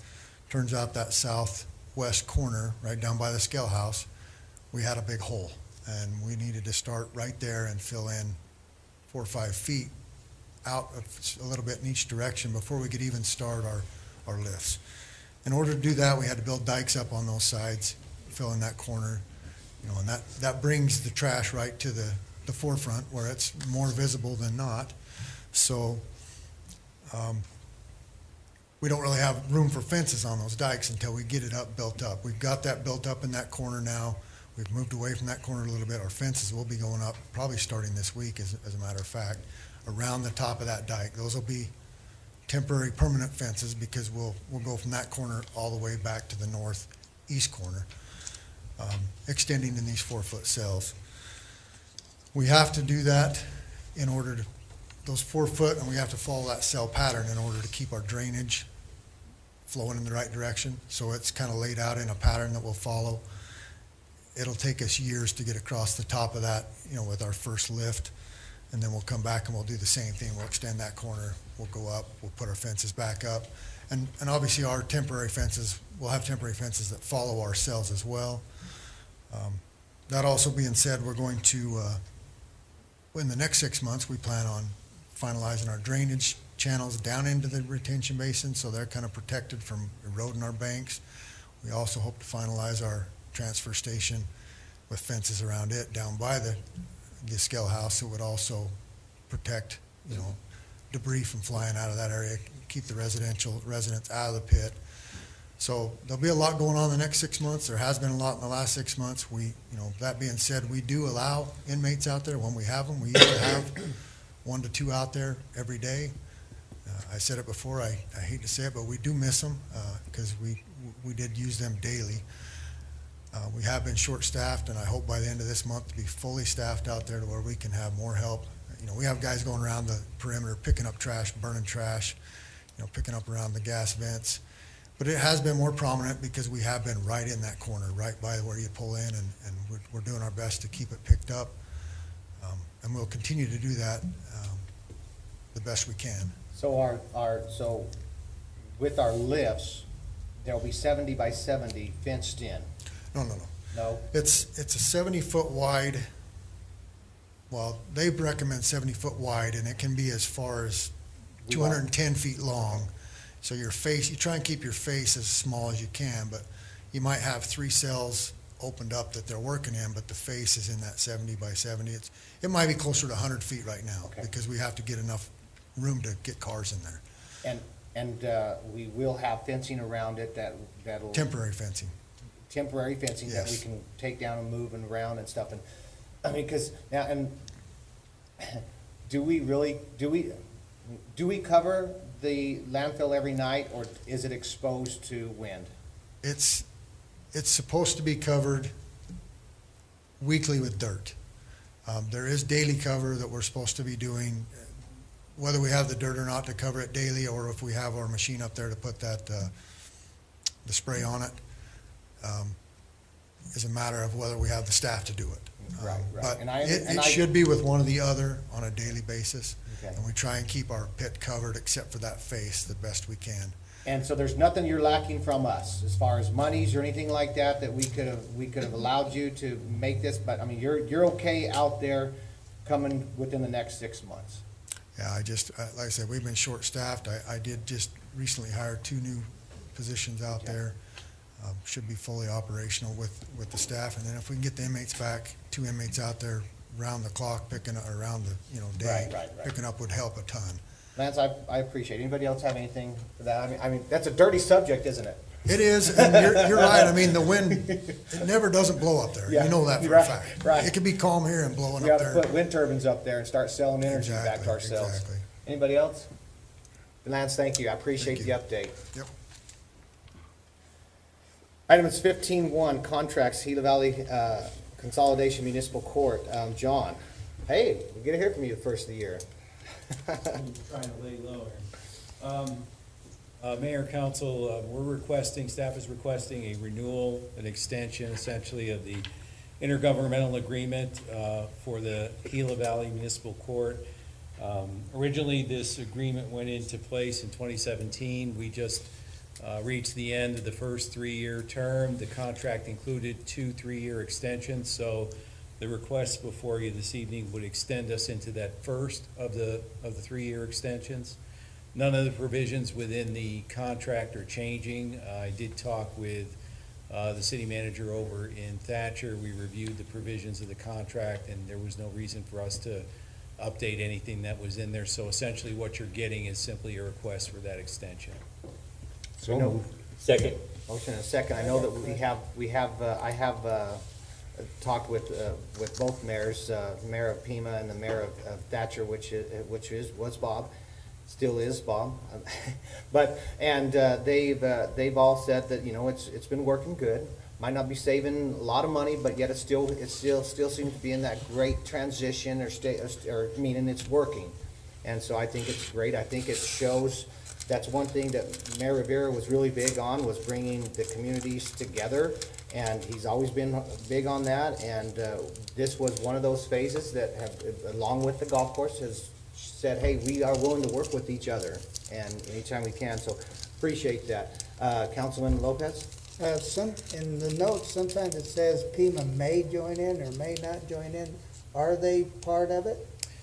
Mayor, Councilman Lopez, yes, they are. The reason I put that in is because each municipality has to pass the extension individually. And at the time that I wrote this, I wasn't sure if Pima had joined or not.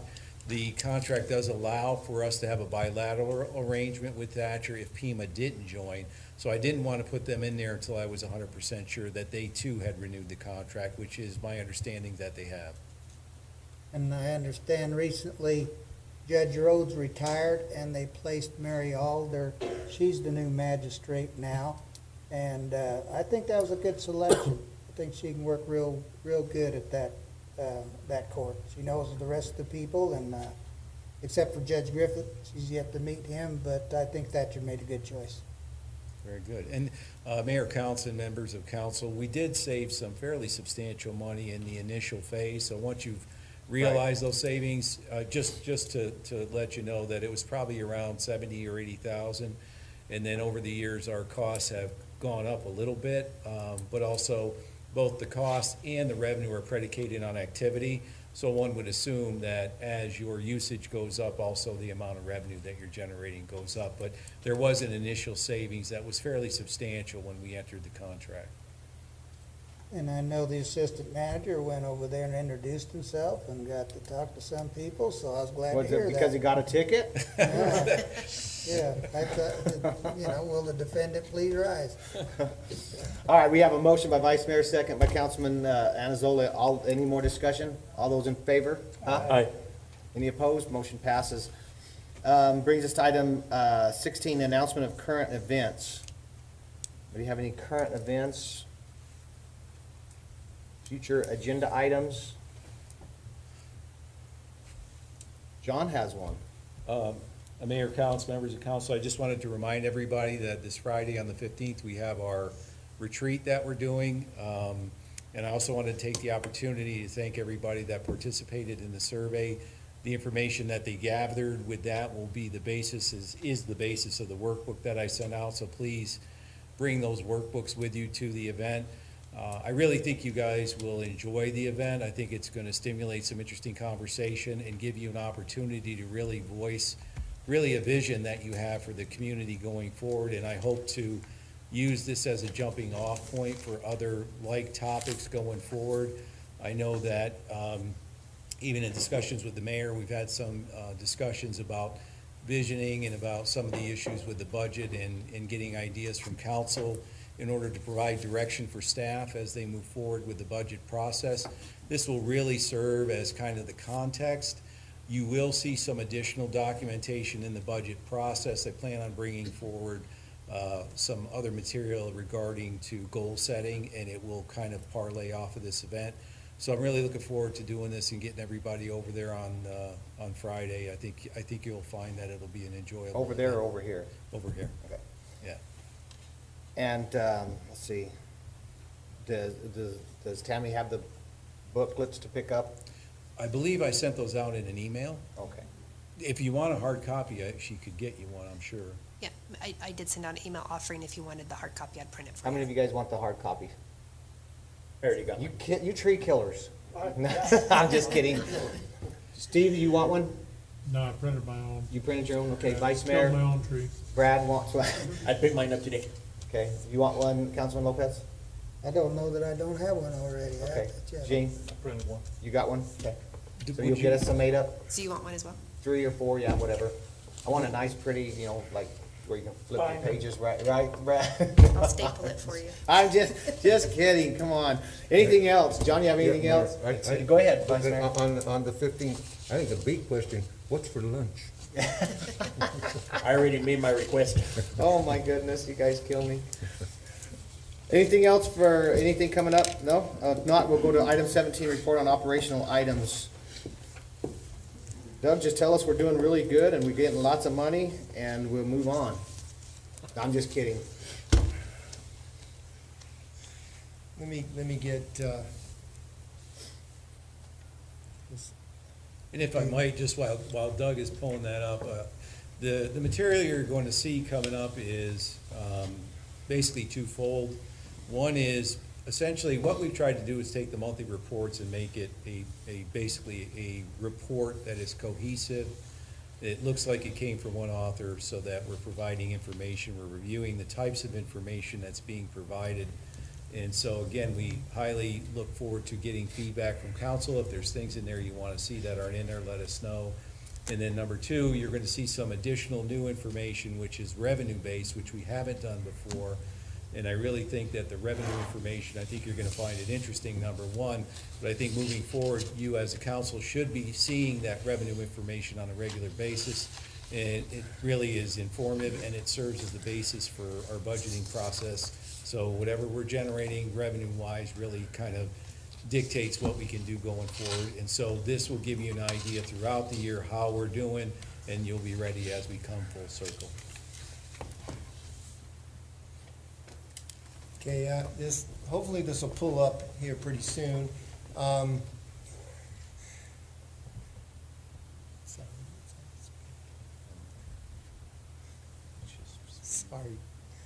Sorry, Mayor and Council, let's. It's okay, all this money IT gets. There we There it go. is. He just has to Sorry touch about it, that. so that's IT I for yeah, you. got it, exactly. I just wanted to make IT look good. So anyway, this is the local sales tax revenue report that we put together. And I just want to say that, you know, Matt and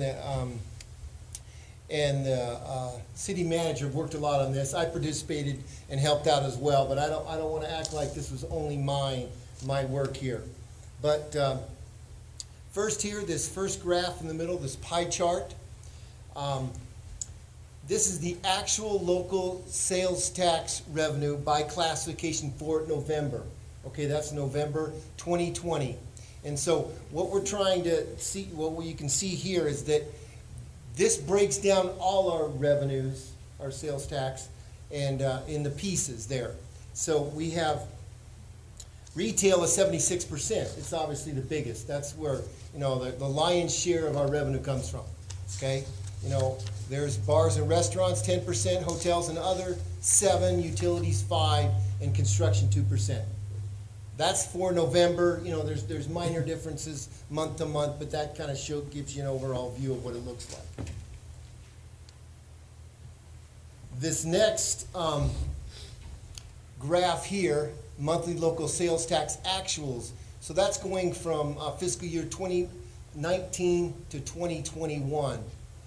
And you can see the gold, the brown is 2019, kind of that looks very light there, almost white, is 2020, and then the gold farther to the right is 2021, and that's by month. So you see it starts from July and goes for the fiscal year through June.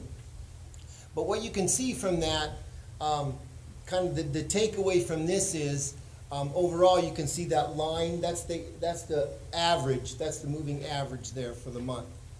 The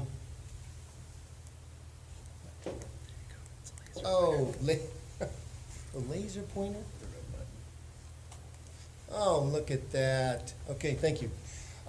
So anyway, the moving average is, that line is the average of the 3 years, okay?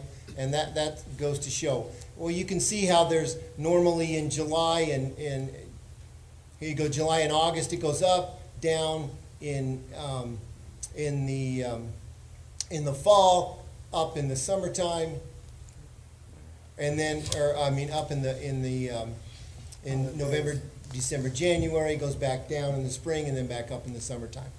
But what you're seeing overall is that even though COVID started in March of 2020, you can see that the revenues have stayed pretty good.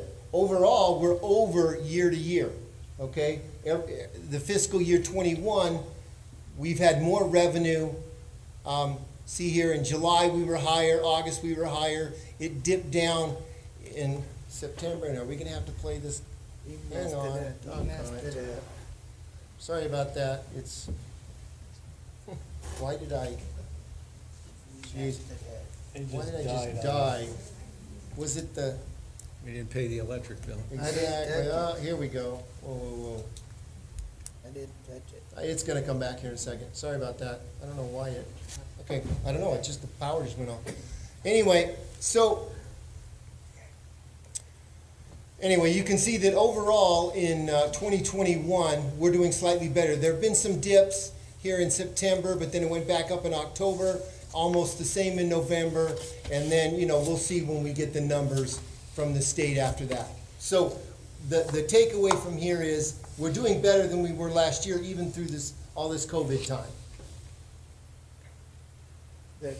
Again, how far behind are some of the state numbers? They lag behind somewhat for us, don't they? Mayor, Councilman Lopez, what we've done with this particular report, the state reporting would lag behind, and if you were looking at it from an accounting standpoint, what we've done is, essentially, we've taken the information at the point of sale, because one of the requests that we had, and the mayor had brought it up, was that we wanted to be able to break out into categories. So what we did, because they roll it up when we actually book it, we decided to go with the actual point of sale numbers. So these are real-time numbers for the month being presented, and by presenting it this way, we get to break it out for you. The other part of it is more on the accounting side, but we wouldn't have had the categories if we used that. So this is November, and this is actually what was the sales tax for the month of November. So there's no lag in here saying, oh, this actually was January, got it in November. Okay. Okay, this next graph is the local sales tax year-to-date actuals through November, okay? And so what we see here is 2018, 2019, 2020, and 2021 through November, okay? So the 5 months there. And it breaks it down in this bar chart of construction, utilities, restaurant, hotels, and retail. Obviously, retail is the largest. And if you just look at each one of these categories, the 2020 versus 2021, if you look construction, it's 117 versus 115, a slight drop through November. If you take utilities, 192 versus 182, so there's a slight drop there in utilities as well. And it's going to keep doing this. Is there any way we can keep this? Yeah, we can follow along too. It's just the public that won't be able to follow along. Yeah, because we well, are I'll try to get on it here. back here. But you know what Let me try and drive and you talk. You know what I'm really liking, I mean, for me, of course, you know, is this, in 2020, I want us to always keep an eye on this construction that we've increased, you know, quite a bit significantly from 2019 to 2018. We're at 317,000. Not even mine's locked. And I'm telling you, that could be possibility of what the council done to get driving force of construction back in Safford, meaning the things that the council chose to do to impact, like for employees moving here and everything else. So I want you to keep that in the back of your mind as our next budget system comes up before us. Because if we can see this construction costs keep going here in Safford, remember that we hold 4 utility entities, and so we'll always see that revenue coming in, even in from utilities. So just keep that in the back of your guys' mind for the next fiscal talk on our budgets. Sorry, go ahead. Yeah, okay, sorry about that again. I think we're trying to get those technical issues worked out here. But as you can see, hotel, that's kind of the big down from 334 to 257. But in all other areas, most of the other areas, we've increased. And the big retail number, you know, we went from 1 million, you know, 998 to 2,397,000. So if you look at between the 2 years, we have $127,000 increase, or almost 4%. So we're tracking good overall in the retail sales. So going to the next graph there. Now, so what this is breaking down one of the other pieces of the graphs we saw before. This is only November 2018 through 2021, and you can see local sales tax revenue is going up, and it's kind of leveling off here into the current fiscal year.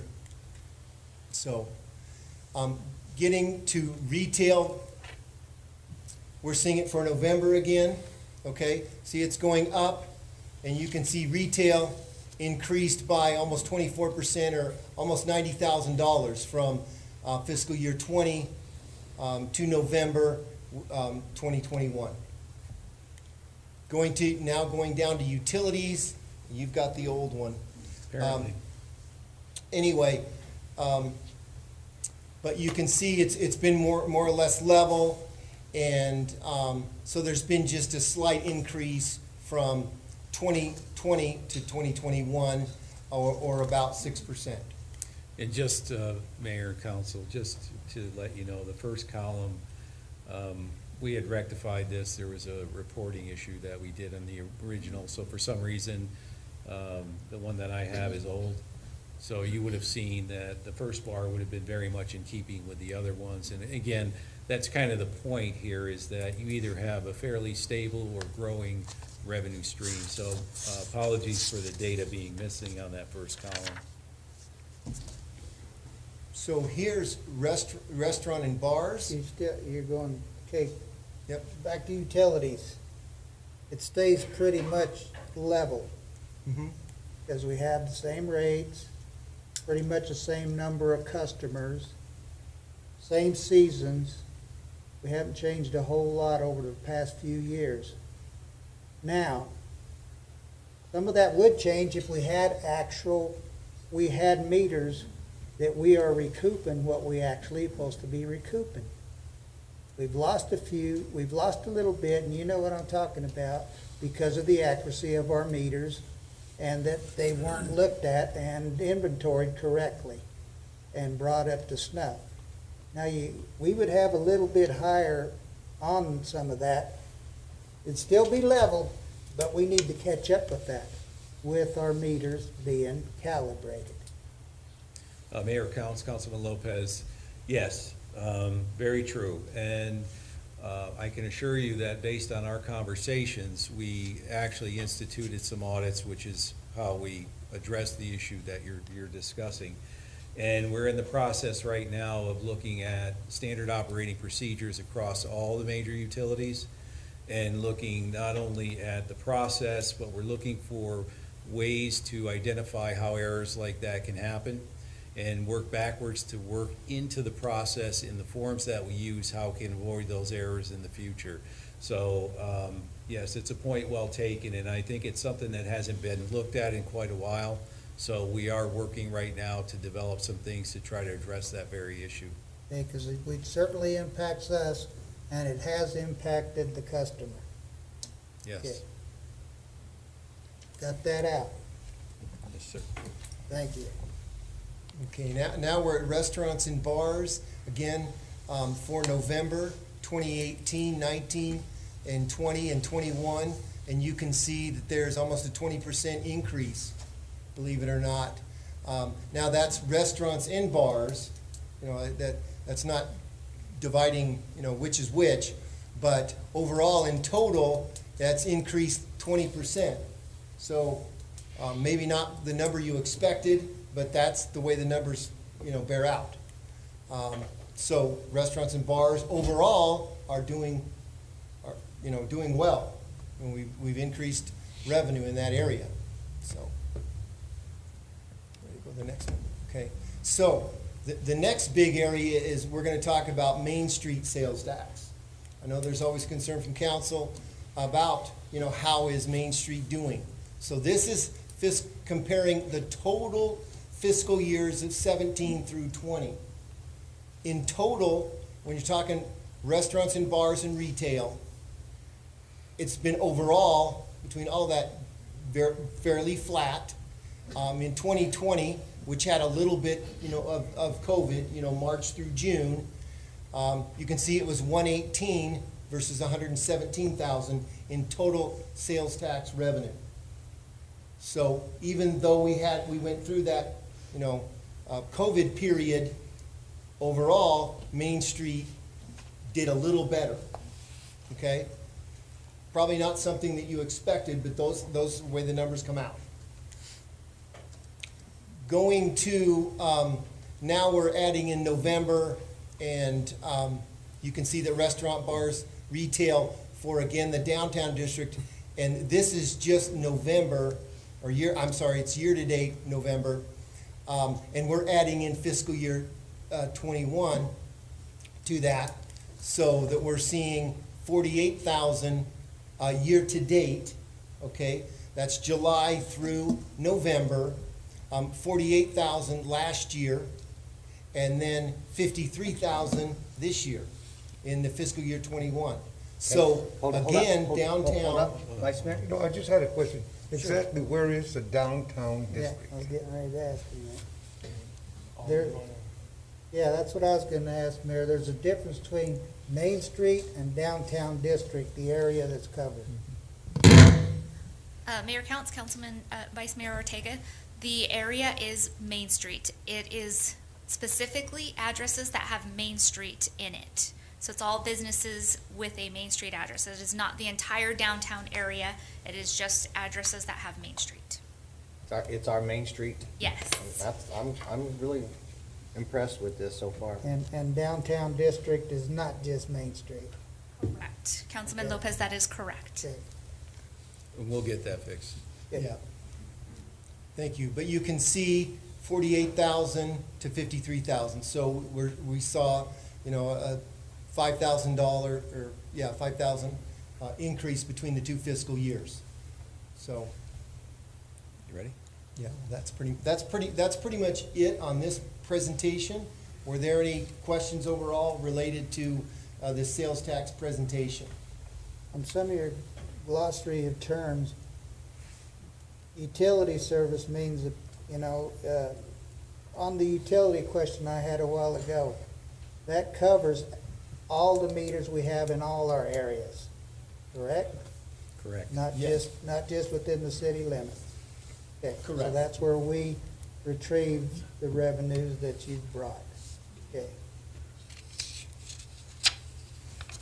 And Mayor, Council, I just want to say that this is a kind of a lot to digest out of the gate.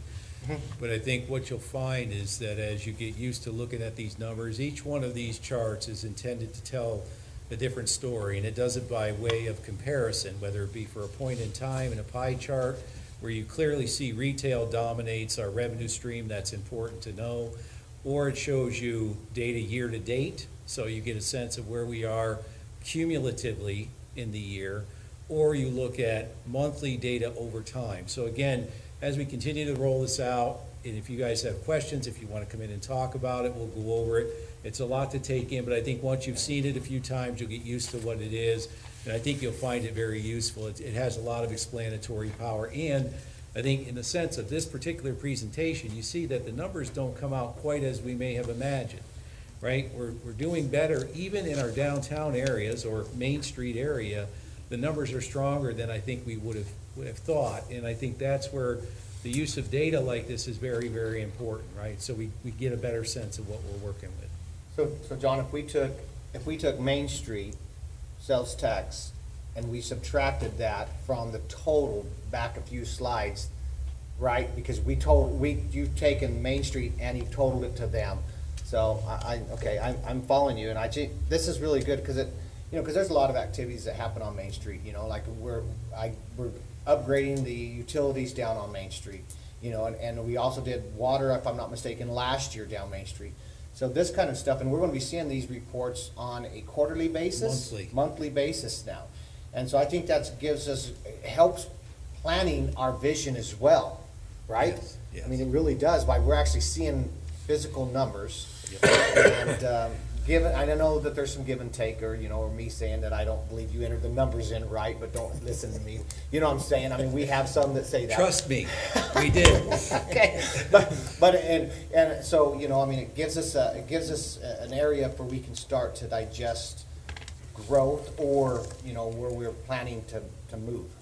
Exactly. I think it's great. Anybody else? We will have similar information on state shared revenues.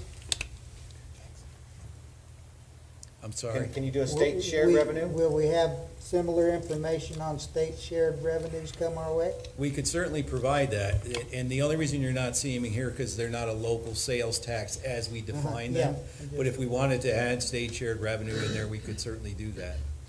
You want to see something like that, Arnold? It's part of my money. It's part of your money. He wants to see it. Eventually. And It don't have to be on a monthly necessarily, because they lag too, but yeah. You got my interest with these numbers and this setup, the state shared revenues. I mean, they swept HERF on us before. Right. I'm hoping, I don't want that to take place again, but who knows? And with the census, we may see some changes in our state shared revenue in the next budget cycle, so. Yeah. Okay, Doug, go on to your, anybody else have any questions on what was presented so far? Everybody like it? Anybody want to see anything? Because some of them, remember, they're having their meeting tomorrow. You guys like what you see? Yeah.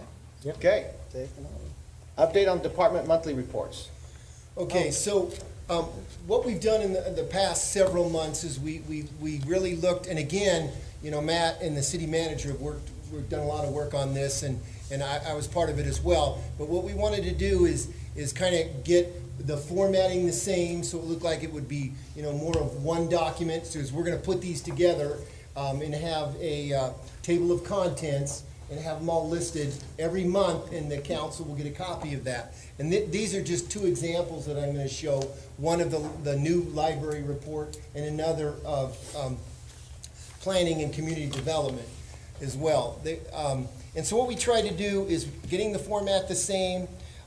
We try to show statistics, have pictures, you know, what projects are completed, you know, kind of the interesting information, but kind of make them updated, nicer looking, more consistent in format. They're not going to be all the same exactly at all, but a lot more of the formatting the same and you know, a lot more similar.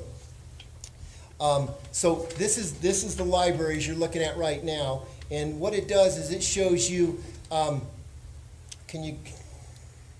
Yeah, go to the top there. You know, some of the activities, you know, Dia de los Muertos is an activity they had, the Teen Craft Kit, Next Level Coding, and some of the activities they have. Yeah, keep scrolling up a little bit. Sorry, this is a joint effort here. Go to the next page, please. And they also have their statistical portion. Some of them have graphs. We added some statistical portion here. They're at the bottom, you know, their circulation from one year to the other.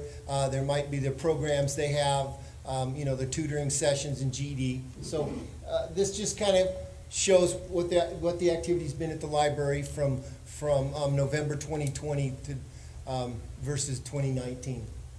This is, you know, one of the other ones. Let's look at the planning and development here real quick. Some of the library, I thought some of the numbers would go up in certain areas because of people being out of school and stuff like that. They would hit the library a little more. Of course, we were closed and we had curb service and stuff. So, you know, the attendance of those Dia de los Muertos and things like that, it said all these took place, but it didn't give any numbers on possible attendance. So, you know, well, we just happen to have the right person here to answer that question. Oh, there she is. I was hoping the attendance had improved somewhat because they're always hitting her library for something. So for attendance, we're not having programs like we traditionally would have programs. Yes, so where we're having is they can come pick up activities. So we set aside, like, I think Dia de los Muertos was about 60 of them, so all of them were taken. We 60 have little packets, all 30. and it talks about the program, or it talks about what it is, and there's actually activities that correspond to it. So in lieu of having a traditional in-person program where we'd have 100+ people in the mariachi and you know, different performances, we're having that instead. We're having program kits instead. So I can add those numbers in future reports. That's not a problem. Yeah, because we make a certain amount, and whoever gets them, it's first come, first served. You did show age groups that participated. Which, correct. That was my concern, Victoria, was that those that the tutoring and the availabilities to those that didn't have Wi-Fi and things like that. I expected our numbers, because we have hotspots. What do we have, 10 of them, I think, or I don't know how they work or whatever. But I thought you would be hit a lot more, and I didn't know how much you were. We're getting hit, but with different in a different way. So the kits are a little different. Our circulation numbers have changed a little bit as people are still finding out that we're open. So as much as we're advertising that yes, we are open, and people are still hesitant to come out. So we do have a few. Even your membership didn't show necessarily that it grew. Is that when they're doing it online? Do they have to be members still? It depends on the service. So if it's tutor.com, it's by zip code. Other programs, they require a library card. Okay, ma'am. Okay, next is planning and community development. And there's the one-page report here, kind of shows some before and after pictures, their numbers at a glance, the number of building department, for the month, the new home permits versus year-to-date, utility permits as well, and some other statistics. Across the way here, they have the fiscal year 1920 versus 2021 of new residents as well, permit fees waived, the special events, and different activities that they're doing as well, active subdivision information. So just another example of kind of the monthly reports. But you will see all the department's monthly reports obviously every month. So that's just kind of what we've done to change them a little bit, make them as, update them, the look, and make them as similar as we can. Anyway, so any questions about the monthly reports? The community one, I'm glad came up again. I had called the manager a couple weeks ago, because we used to have this information in the past on the different subdivisions. How many lots we had left, and how much they were growing and stuff like that. And to the mayor talking about still trying to make an advantage to people to continue to build, because Golden Corral has Golden Corral. Copper I'm Canyon, hungry too, Arnold. Yeah, Copper Canyon has a lot of construction going on. So, seeing how this is going forward and stuff like that, because we got to get in there, Mayor, because Thatcher's getting ready to add 65 new homes down there south of Daly Estates. You remember we talked about the water 2 years ago headed out there, so they're in competition again, just like always. So we got to do what we got to do. Any other questions? All right, if nobody has any questions, I'm gonna ask that we take a quick restroom break. Got a couple councilmen needs to go, and so we'll come back to our regular meeting, or to our council work session. Yes, go ahead, Bob. 3 minutes. Where are you taking us to dinner? 3 minutes. Mr. Mayor and Mr. Vice Mayor and councilors, I think you guys are great people. I have the highest respect for each one of you. And I see you talk. I am Joe Citizen now. I'm not in the politics anymore. But watching you participate in your meetings, I think that's awesome. And to staff, all the staff, everybody here, you guys are awesome. But my biggest takeaway, not the overload of data, my biggest takeaway is I walk out of here, you guys are in the black. You just had an audit, and you ought to celebrate that. I think the gentleman said the last 5 years you have been in the black, and that is awesome. I remember one time when Safford wasn't in the black, and you guys have come a long ways, and I commend you for your leadership, the managers for their decision making, and all involved. So congratulations and Happy New Year, huh? Yeah, thank you, Bob. Thank you, Mayor. Take a break. Should we close the regular meeting? Close.